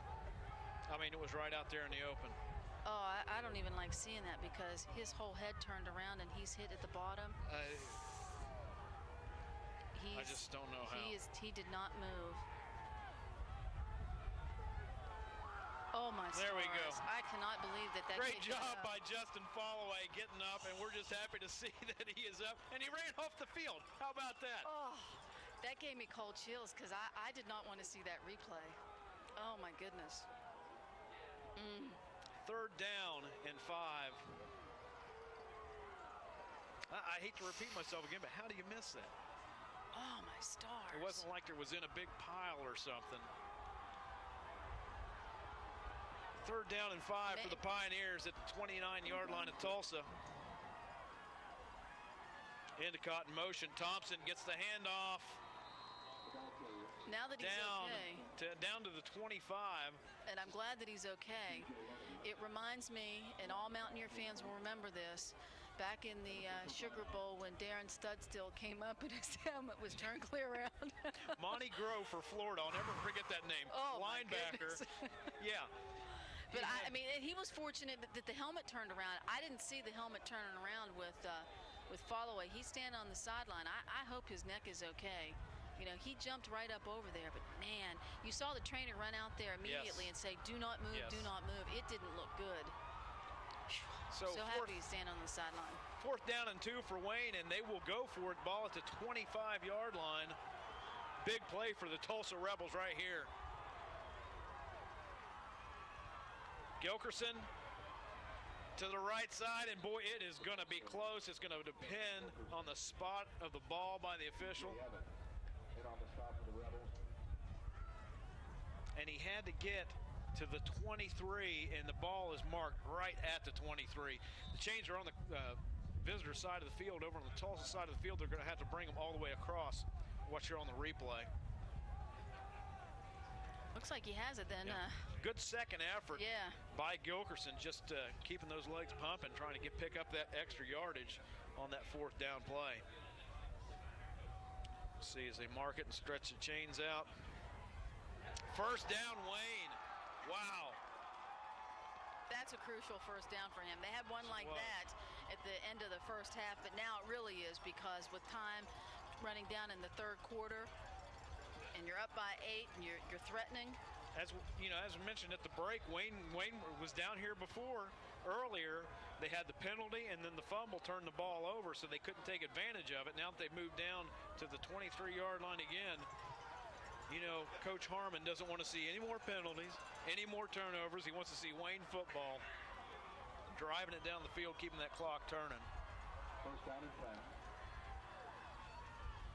10. Thompson up the middle. Has a nice hole to run through. B.J. Evans tried to strip the ball from him as he was going down. That gave him a couple of more yards. He's going to pick up 9 yards on the carry. Takes it down to the 14-yard line. What happens when you get in a situation like this is you take a look at the Mountain State Blue Cross and Blue Shield instant replay. The Tulsa team is now going to try to go after the ball and strip the ball. And what happens is you forget to tackle. You're going after the ball so much, they slip out of your hands. Hand off to Gilkerson. Bounces to the right. And I think he got enough room or enough yardage to get a 1st down. They're going to mark him down at the 12-yard line. Just needed the 13, and he did pick up the 1st down. So the clock is stopped at 25 seconds. Wayne will have to run one more play.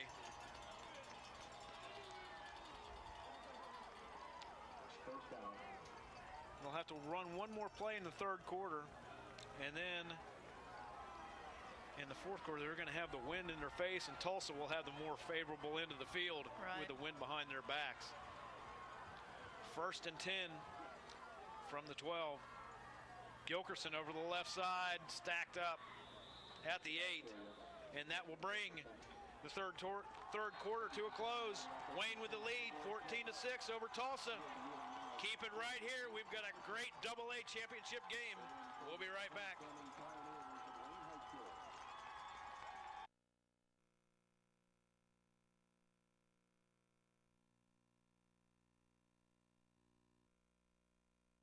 Six this year, and they've done that. But boy, they have got a big job right here now. If they want to keep that hope alive of the state championship, they have got to tighten the defense up right here. 2nd down and 7. And they're used to these close games. Their first game of the playoff was by a wide margin, but the last 2 were close. Gilkerson to the outside. He had some room. Stacy will bring him down before he can turn the corner. But Gilkerson will get to the 5-yard line. That'll bring up 3rd and 3. 3rd and a long 3. We've got an injured player down on the sideline. That was Stacy. He is back on his feet right now. You can see on the replay. Looks like his ankle. Yeah. There's leg. Couldn't see if Gilkerson, when he took him down, if he rolled up on his ankle. But he is up. Stacy's been an integral part of this team with the defense. We've called his name and number a lot. Yeah. 6 foot, 180-pound senior. You can see him going off the field with a little bit of a limp there. And if he can rub it out or shake it off, you better bet he's going to his senior year. First time Tulsa's ever been to the state championship in football. You know, I talked to him about coming here Tulsa is known for state championships, but for the cheerleaders. Yes.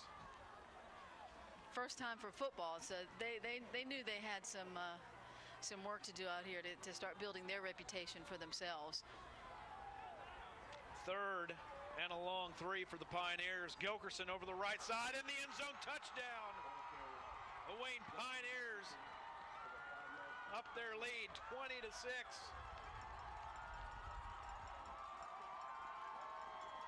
You see some misdirection here with the fake to Thompson, and then right around Thompson, between the guard and the center, it looked like Gilkerson right on in. And he feels better after losing that fumble. Yeah, just a great job of blocking by that Wayne offensive line. Patrick Mullins leading him into the end zone. Thompson on the kick. Kick is up. It's no good. Missed it wide right. 20-6 our score. 11:40 to go in the ball game. Listen, you are insecure. You are weak. Big Tobacco will try to find your weakness. Keep quiet. They'll tell you lies. Don't fight it. They're trying to break you.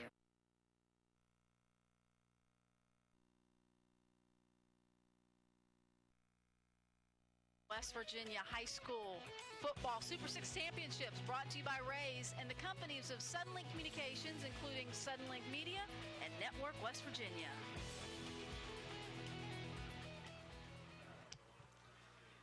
Set to kick off after their big score.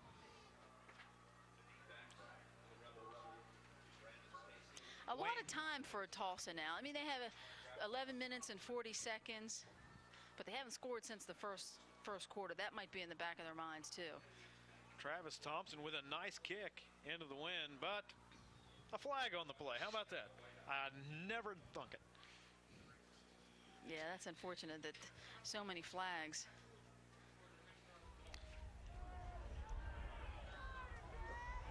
And I'm not sure what it was. Offsides against Wayne on the kickoff. And that will move him back to the 35-yard line. That was a nice kick into the wind by Travis Thompson. Well, this gives a good opportunity for Tulsa to get some good field position when they get this ball. But, you know, you gotta, when balls are kicked like this, you never know where it could go. So Thompson will try it again. And another nice kick goes into the corner. And run down there by Atkins. Squirts through a little hole, gets to the 25-yard line, but Wayne brings him down right there. So really a crucial series right here for Wayne, or for Tulsa, to keep themselves in the ball game. They need to get their horse on a roll and get B.J. Evans moving the ball down the field. The scoring drive for Wayne, 67 yards on 9 plays. It took up 3 minutes and 39 seconds and really extended that lead, put out a 14-point lead with just about 11 minutes left to go. But Tulsa really needs to stay within its game, too, and dance with what brought you to the dance. That's right. And that's what they're going to do. Pitch to Evans over the left side, and they're just going to wear that left side out until something big happens. Flag on the play, though. Wait and see the call.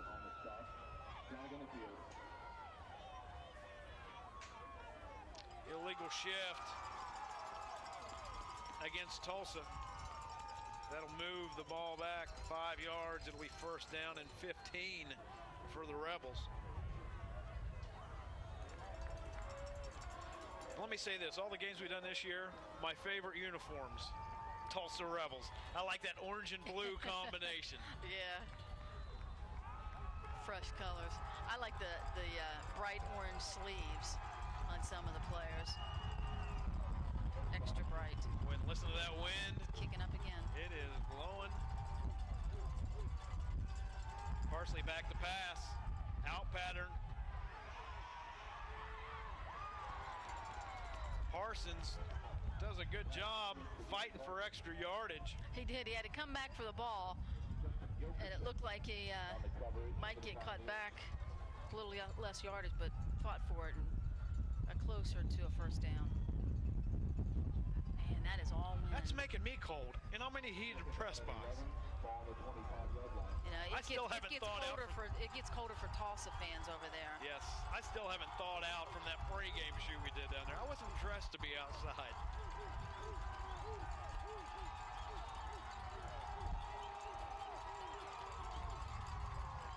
Fakes the pitch. And out pattern again. Taken in by the wide receiver. Call it incomplete. Pass was intended for Copley to the outside. Well, this is what you talk about all season long when you talk about a team that has one offense that they run off of, whether it's all running or all passing. And now, you know, they're going to have to do a lot of the passing now. Yeah. And not able to connect and get some of the timing patterns down. 3rd and a long 10 for Tulsa. Nice job on the replay right there. Perfect job. They got stacked receivers to the left. Parsley back to pass. He's going to throw a screen pass. Goes over the head of B.J. Evans. Falls incomplete.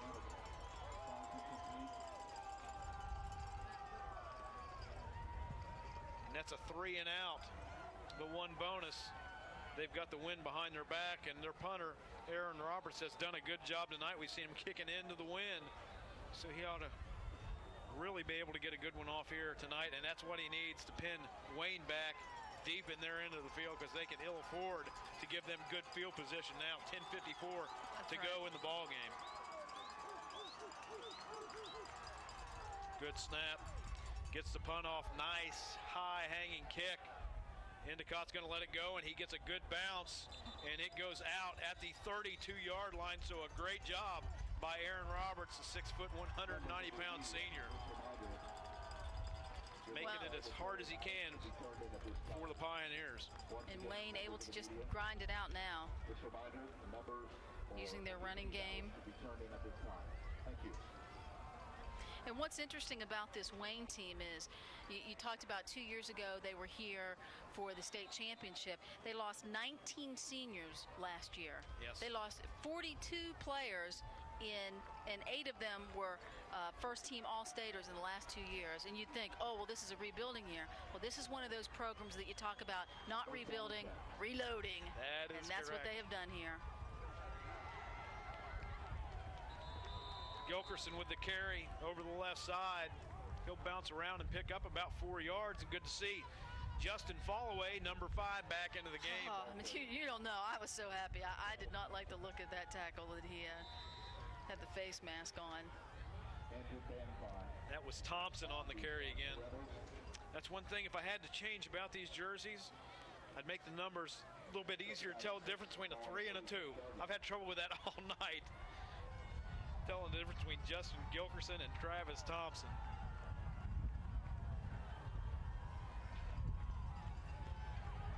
Handoff right up the middle.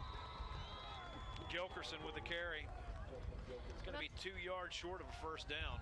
That's what they've done with these fancy numbers now. Back in your day, they just had numbers. They didn't have any shadowing on it. They just had plain numbers, like looking like Penn State. That's right. Just a white color and a dark number, or a dark jersey and a light number.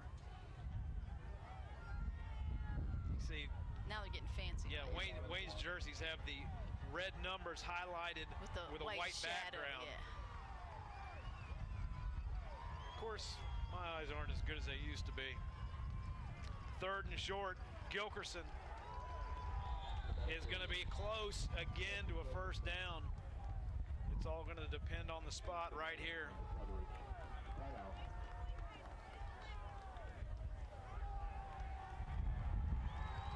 And they are not going to need a measurement. They are going to go ahead and call for a first down as he moved the nose of the ball to the 43. He just had to take it to the 42.5-yard line. Boy, it looks awful close, but wow. He already signaled for a first down. They've got it marked. Yep. Refs are moving this game right along. And the clock is up and running. And look at that ball rolling away. Yeah. That's how much the wind is blowing. Look at that. Look at on their jerseys. So you know right now Wayne, with a 2-touchdown lead, is in grind the clock out mode. Ferguson under center. Hands the ball off to Gilkerson, all kinds of room. He's off to the races. And he's going to get run down from behind, and that's a great job by Randall Copley. It looked like Gilkerson had him beat to the end zone, but Copley, give him a lot of credit. Yeah, what an effort by Copley. That is championship football. Whether you're down by 2 touchdowns or whether you're up by 2 touchdowns, you take a look at the burst of speed that Gilkerson has, able to break through. It looked like a little face mask there, but probably unintended. And there he is, shifting hands with it, and you see Copley. And into the end zone, touchdown for the Wayne Pioneers. And Wayne the inevitable happened. Starting to pile on right now.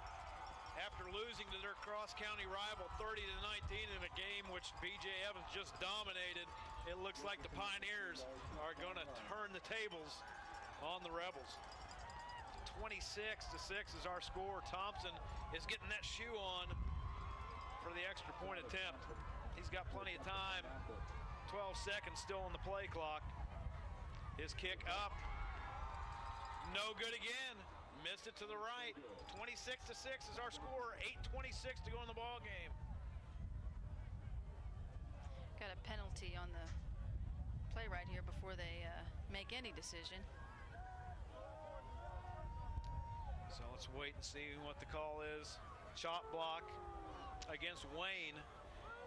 So it looks like Tulsa will take it on the kickoff. Since they missed the extra point, they won't take it on the extra point attempt.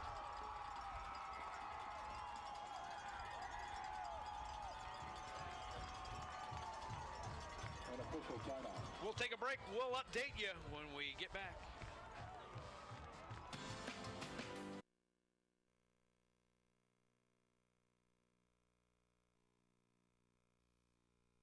Here's Thompson's kick. Going to fall to 14 and picked up there by Adkins, and he will be stacked up at the 24, 10 yards on the return. I think the wind had something to do with that. They thought it was going to go a little bit farther, then held up because they were so back from it. But that might have given them a little more time to get underneath it. Last scoring drive by Wayne. Another quick one by Wayne, going 68 yards in 5 plays, taking 2:18 off the clock. And a great run by Gilkerson, but you also have to give credit to Randall Copley, who caught him at the 2-yard line. As I said, that's championship football. That's what champions look like when they're. Yeah, shows a lot of heart. And yes, it does. Randall Copley wanting to win the game and doing anything he can. Parsley back to pass. He's looking for somebody to get open and finally does find his big tight end. The cross for a first down was Randall Copley. Or Kenny Muncie, number 42. You see Darren Parsley, he's a junior quarterback who's going to be back for Tulsa too, and finding him. And Muncie, a big guy out there, 6'4", 220 pounds, nice tight end target. He's going to pick up 7 on the play. It'll be 2nd down and 3. Tulsa has only run, that was their 15th play they've run in this second half. B.J. Evans gets the ball, trying to go around the left side again, and what a great job by the linebacker for Wayne. That was James Hill. You know, Wayne has, they've contained Evans, and he's going to pick up his yards tonight, and they've done exactly what they want to do. You talk about it, they want to beat him tonight, but they want him to win the Kennedy Award. Even the folks from Wayne County, they haven't had a Wayne County Kennedy Award winner since 1968 when they had Dave Morris from Wayne win it, and they may want to beat Evans tonight, but they want him to come out a winner on the award. Parsley back to pass. Goes to Muncie again. He will have enough for a first down, but we've got a flag on the play, so we'll have to wait and see. Harry Sowards comes up off the turf. He feels like the call is against Tulsa, and it sure is. So that'll take a first down off the board. Watch right here on the replay. Nice pass by Parsley to Muncie. Couldn't see the hold on the play. but it'll take away that first down, and that's the last thing Tulsa really needed. And when you see Tulsa next year, chop block. Yeah.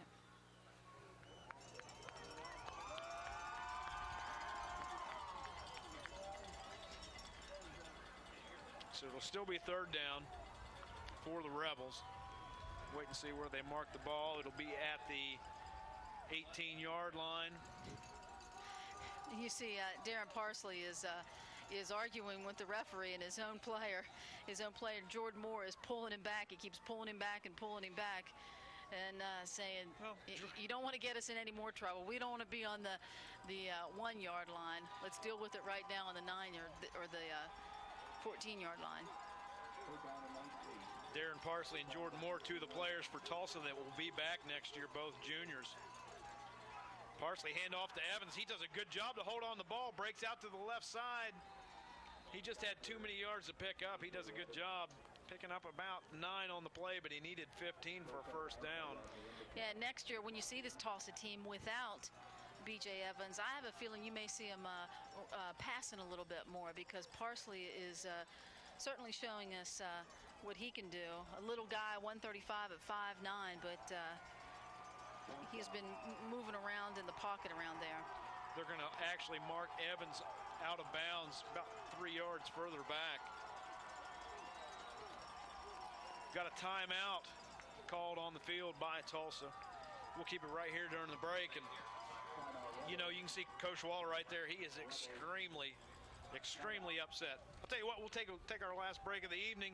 We'll be back right after this. You're watching the West Virginia High School Football Super.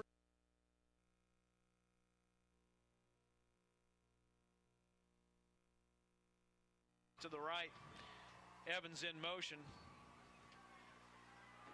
Parsley looks downfield, going to his tight end. The ball's going to be picked off by Wayne. Josh Meddings with the interception, and Wayne is starting to smell the victory. Yes, they are. They came here, this is their third time coming here. They come home dry the last 2 times. And they've been thinking about this victory since about 2000 when they first got here. Yeah, you know, we talked earlier, and you talked about the loss to Bluefield. And Bluefield, a team that has a lot of experience here in the state championship games. They've done it as a AAA team. They've done it as a AA team. But Wayne finally getting here, and it looks right now they've got a chance to win this ball game. Up by 20 in the fourth quarter, late in the fourth quarter. You know what they've been doing, though? They've been scoring quickly the last couple times they've had the ball, with about 2 minutes the last time, 3 minutes the possession before. Yeah, well, you know, we've seen they finally have gotten through that tough Tulsa defense and broken off a long run with the fall away, and then Gilkerson had a long run, didn't get it into the end zone, but he did on the next play. But Wayne's showing a little bit more of an explosive offense in the second half. Hand off to Gilkerson up the middle again, still fighting. He's going to take a shot and go down by Moore. For Jordan Moore really put a lick on him, but not until after he picks up a first down. Yeah, he popped up quickly to show it didn't hurt. I don't feel anything right now. We'll have to wait. I think they're going to measure this. They have stopped the clock. And that's what they're going to do. They're going to come in and check and see if it's a first down.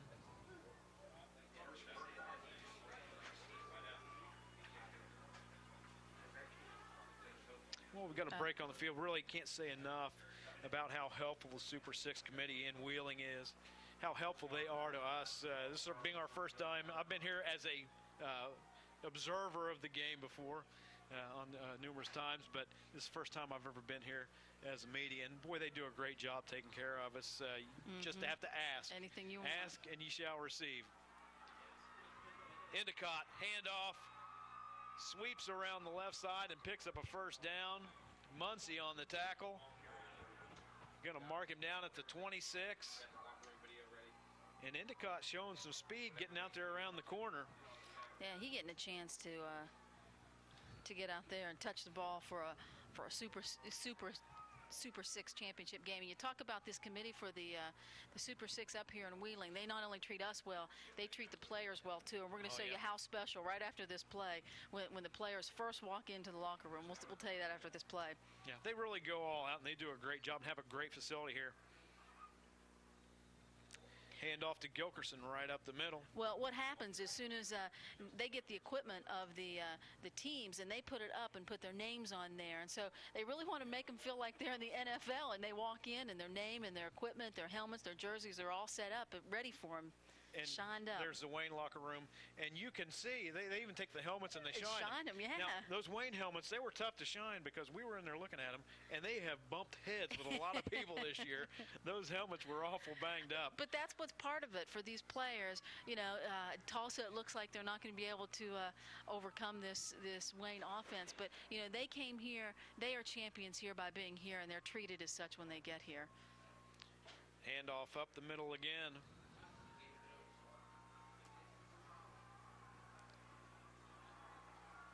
It's going to be a pickup of about 5 on the play.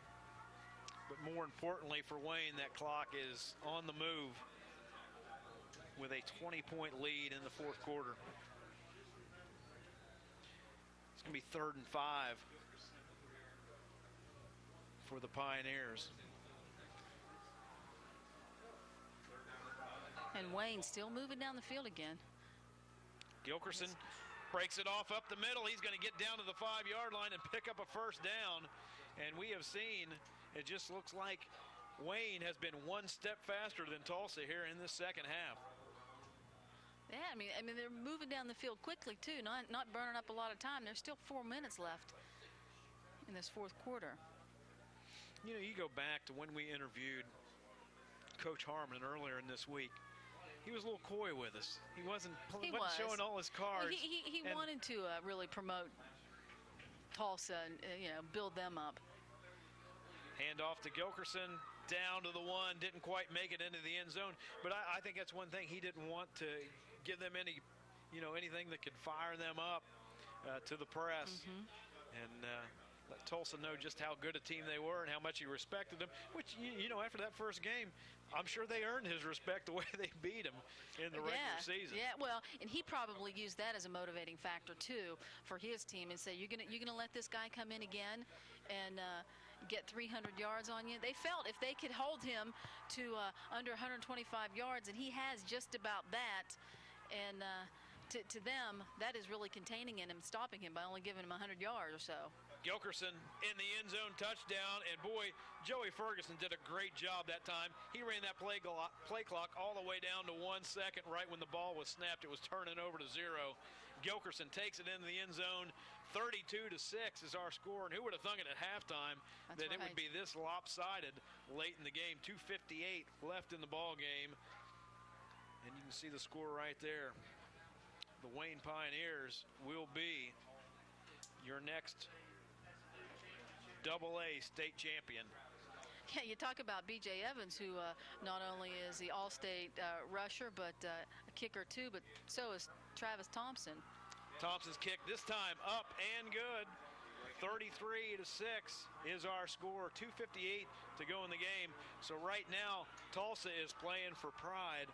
They will get the ball back. They will get the ball back. So B.J. Evans, the last thing he wants to do is lay down out there on the field. You're going to see that entire Tulsa team come out and want to put some points on the board for pride. Well, we talked about B.J. Evans and being the candidate for the Kennedy Award. A lot of folks felt that, last couple of weeks he's really increased his stock in getting that. And Wayne County folks, as I said, they want him to win it too. Now, balloting was already in place. You had to have your ballots in by Thursday. So this game really has no indication. They can't really use this game to use it if they would vote for him or not. So it'll be interesting to see how well he does a member of a AA team going against some of the AAA. A lot of times people feel like it's always the AAA players who win the Kennedy Award. But we'll see. He's considered in the top 3. Yeah, that's right. So you You know that he'd probably want the team award of the state championship before he would the individual award, but we'll just have to wait and see. Thompson's kick, low line drive. It's going to roll dead before it goes into the end zone, so it's going to have to be picked up by Adkins. And Adkins fighting for yardage, brings it out to the 19-yard line. We've got a flag on the play, another flag on the play. Personal foul against Tulsa, so that'll move it back half the distance to the goal to the 9.5-yard line. Well, that's not obviously something not good. They got to keep their composure now.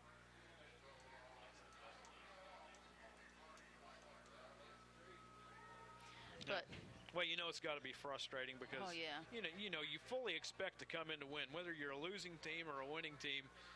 From when they played previous in the year, Wayne came in with the attitude they can turn it around and win. Tulsa won; they know they could win, and it's just frustration coming out. That's right.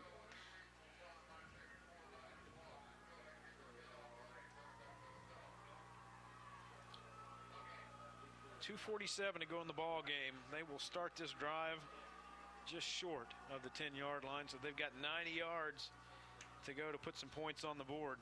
Parsley back to pass, out pattern, thrown low to his intended receiver, Brian Adkins.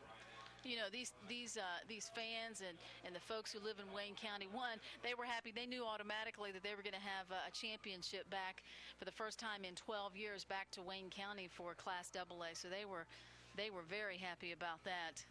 And this is only the 5th time in state high school football history that 2 teams from the same county have played for the championship. So the trophy will reside on the eastern side of Wayne County. Up there in the northern part of the county. Quick slant, ball held on to. Now that was, a lot of folks like to say last person in Wayne County turn out the lights. Well, back in it would have been 1981, that championship, North Marion played Fairmont Senior. So I was at that game. My brother played for North Marion. And North Marion won. Yeah, my dad was principal at Fairmont Senior. Poor guy, he had to sit on Fairmont Senior side, and the rest of the family sat on North Marion side. So we were very happy, but he was happy for my brother too. So that was a fun time. So that was one of the 5 times that 2 county teams play for a championship. Tulsa has a new quarterback into the game. That's number 10, Derek Robertson, a 6', 165-pound sophomore.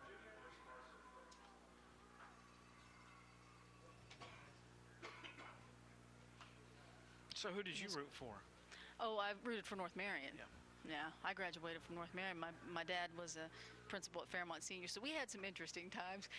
My poor dad had, he was the principal and he took care of his students at Fairmont Senior, and it was a kind of cold day, and we made him sit over there, and the rest of us sat over on the North Marion side. Same happened when I played basketball. Yeah, he'd have to sit over there, but he would watch. He wanted his own children to do well, but he also took care of the students very well at Fairmont Senior. Got another flag thrown on the play. That's going to be on the sideline. I believe that's going to be Darren Parsley. You mentioned earlier he was jawing to one of the officials, and he was standing on the sideline, and he was still letting the official have it. I think they have a feeling that's probably why they may have taken him down, taken him out of the game. You see, he's not the quarterback anymore. I was going to say that when you said, we had a new quarterback in.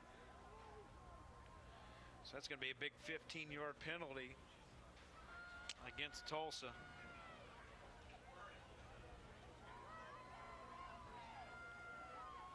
Two minutes exactly to go in the ball game. And Tulsa's 1 step forward and 2 steps back right now. They're all the way back to the 16-yard line.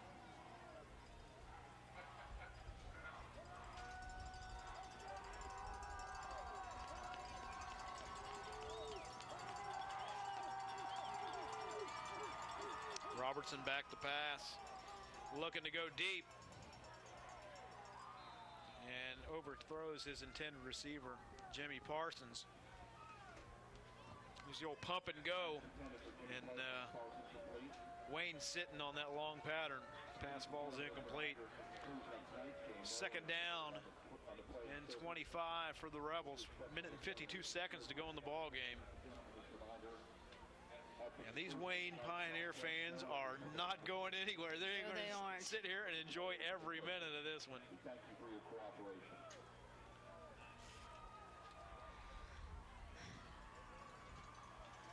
Pitch out. And another that is going to be flag on the play. Flag on the field.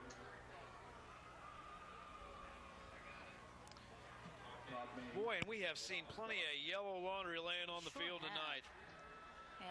You don't really expect it in a game like this, but what's happened in a championship game like this, what's happening is as the score gets farther and farther apart, seeing more flags. See Eric Mall, number 75, a 6'4", 275-pound senior checking into the game for Wayne. So Coach Harmon wanting to get his seniors a taste of this championship game tonight.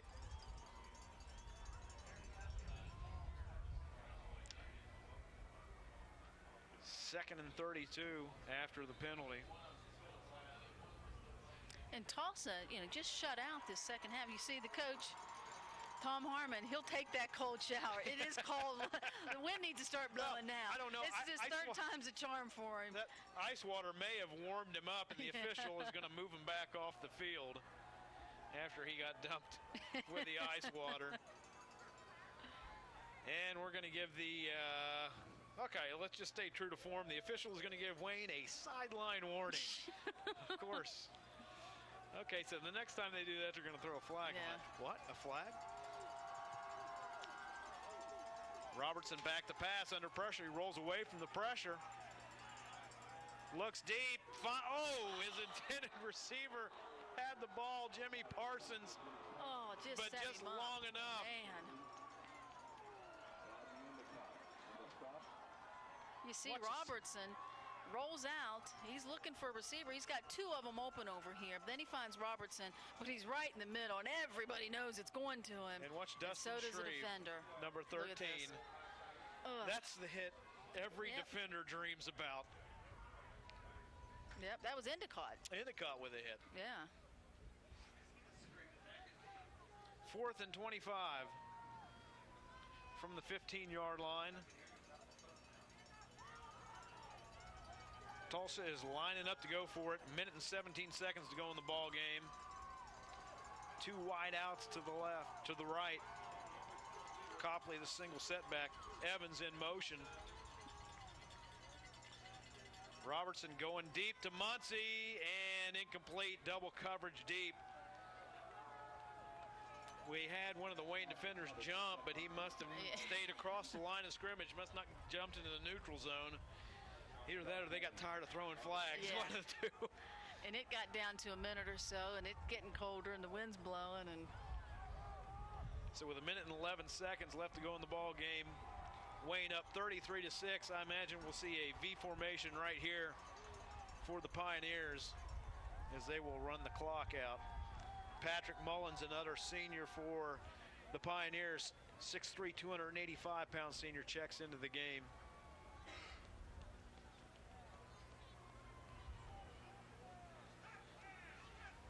Ferguson takes the snap, knee hits the ground, the clock is running.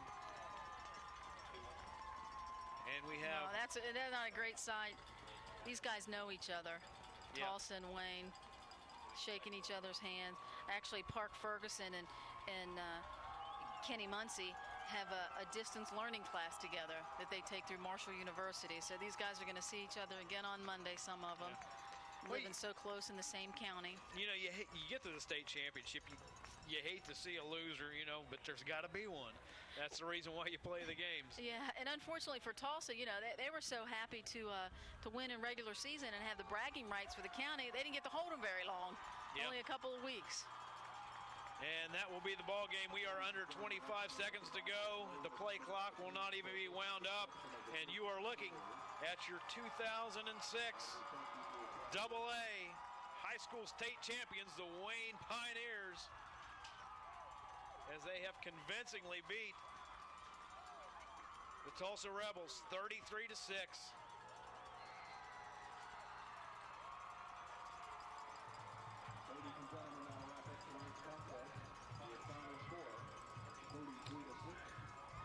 the celebration going on, and really, Natalie, a surprising second half because it was just back and forth in the second half, or in the first half. 7-6 lead for the Pioneers, and boy, they really changed things around after that first possession. They started putting the touchdown drives together. Oh, they certainly did, and they kept scoring, and it was the that second half of Wayne where they had 4 possessions. They fumbled their first time out, that they had their first possession of the second half, but then 4 touchdowns in a row with every next possession on that, and that's just what, when that momentum starts going and you get on that train, it gets hard to stop. Well, it really does, and give Wayne a lot of credit because they were handled by Tulsa in the regular season, 30-19, and B.J. Evans. They really did their homework on him. I don't know what Coach Harmon did, if he learned something from other tapes or if he came up with it all on his own, had help from his coaches, but what he did really worked, and a lot of congratulations out to that coaching staff. Well, I'm sure that they studied that film of that night of the game back in October when they lost 30-19. But as you said, I'm sure they took those films of Bluefield and of James Monroe when they had such close games, and how were they able to contain him and not let them get too far away. But this is a victory celebration that's been several years in the making for the Wayne High School Pioneers. And certainly the teams and the players of 2000 and 2004 are helping to celebrate this tonight. Yeah. I'll tell you what, we'll take a break. When we come back from the break, we will have our post-game show. We will have totals for our ball carriers in the game. We'll be back right after the break.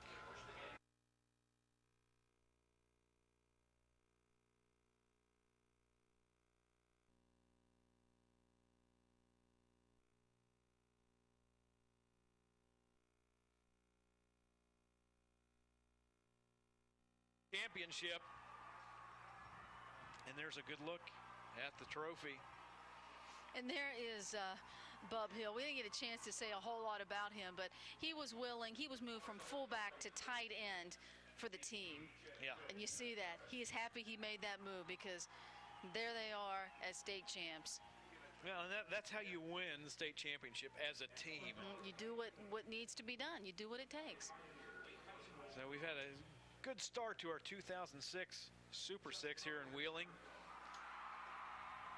and they are awarding the MVP for both sides. Tulsa has already left the field,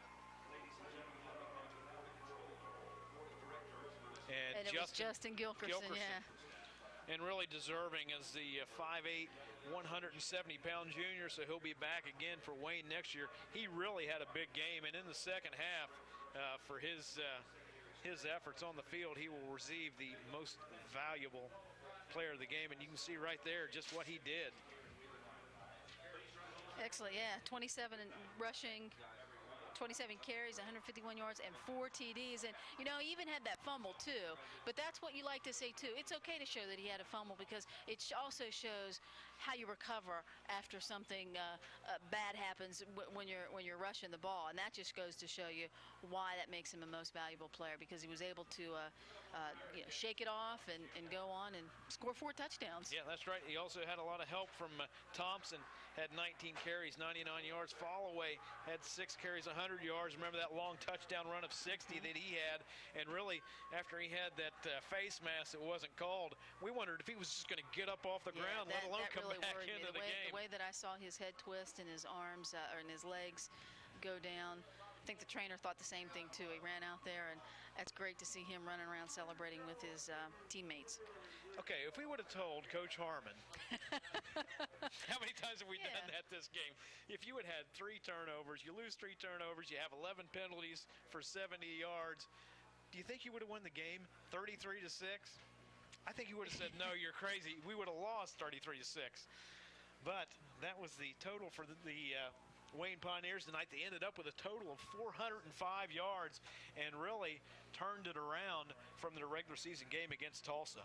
Yeah, well, it was their defense, and that's what he's going to go back and say. You know, they'll go back and look at these the film of this game. Of course, they're going to look at it maybe as soon as they can. Maybe they'll watch our spot here, but they're going to go back and grade and record everything, and they're going to say that's what this was. This was this defense that made the difference for it. When they got down, when they fumbled, when they had turnovers, they were able to hold their composure. Tell you what, we'll take a break. When we come back, we'll talk about Tulsa and really a successful year that they had. Although they lost here in the Super 6, anytime you make it the Super 6, you've had a successful season. That's right. We'll go over their stats when we come back. We'll take a break. You've been watching the AA championship game right here on Network West Virginia. We'll be right back.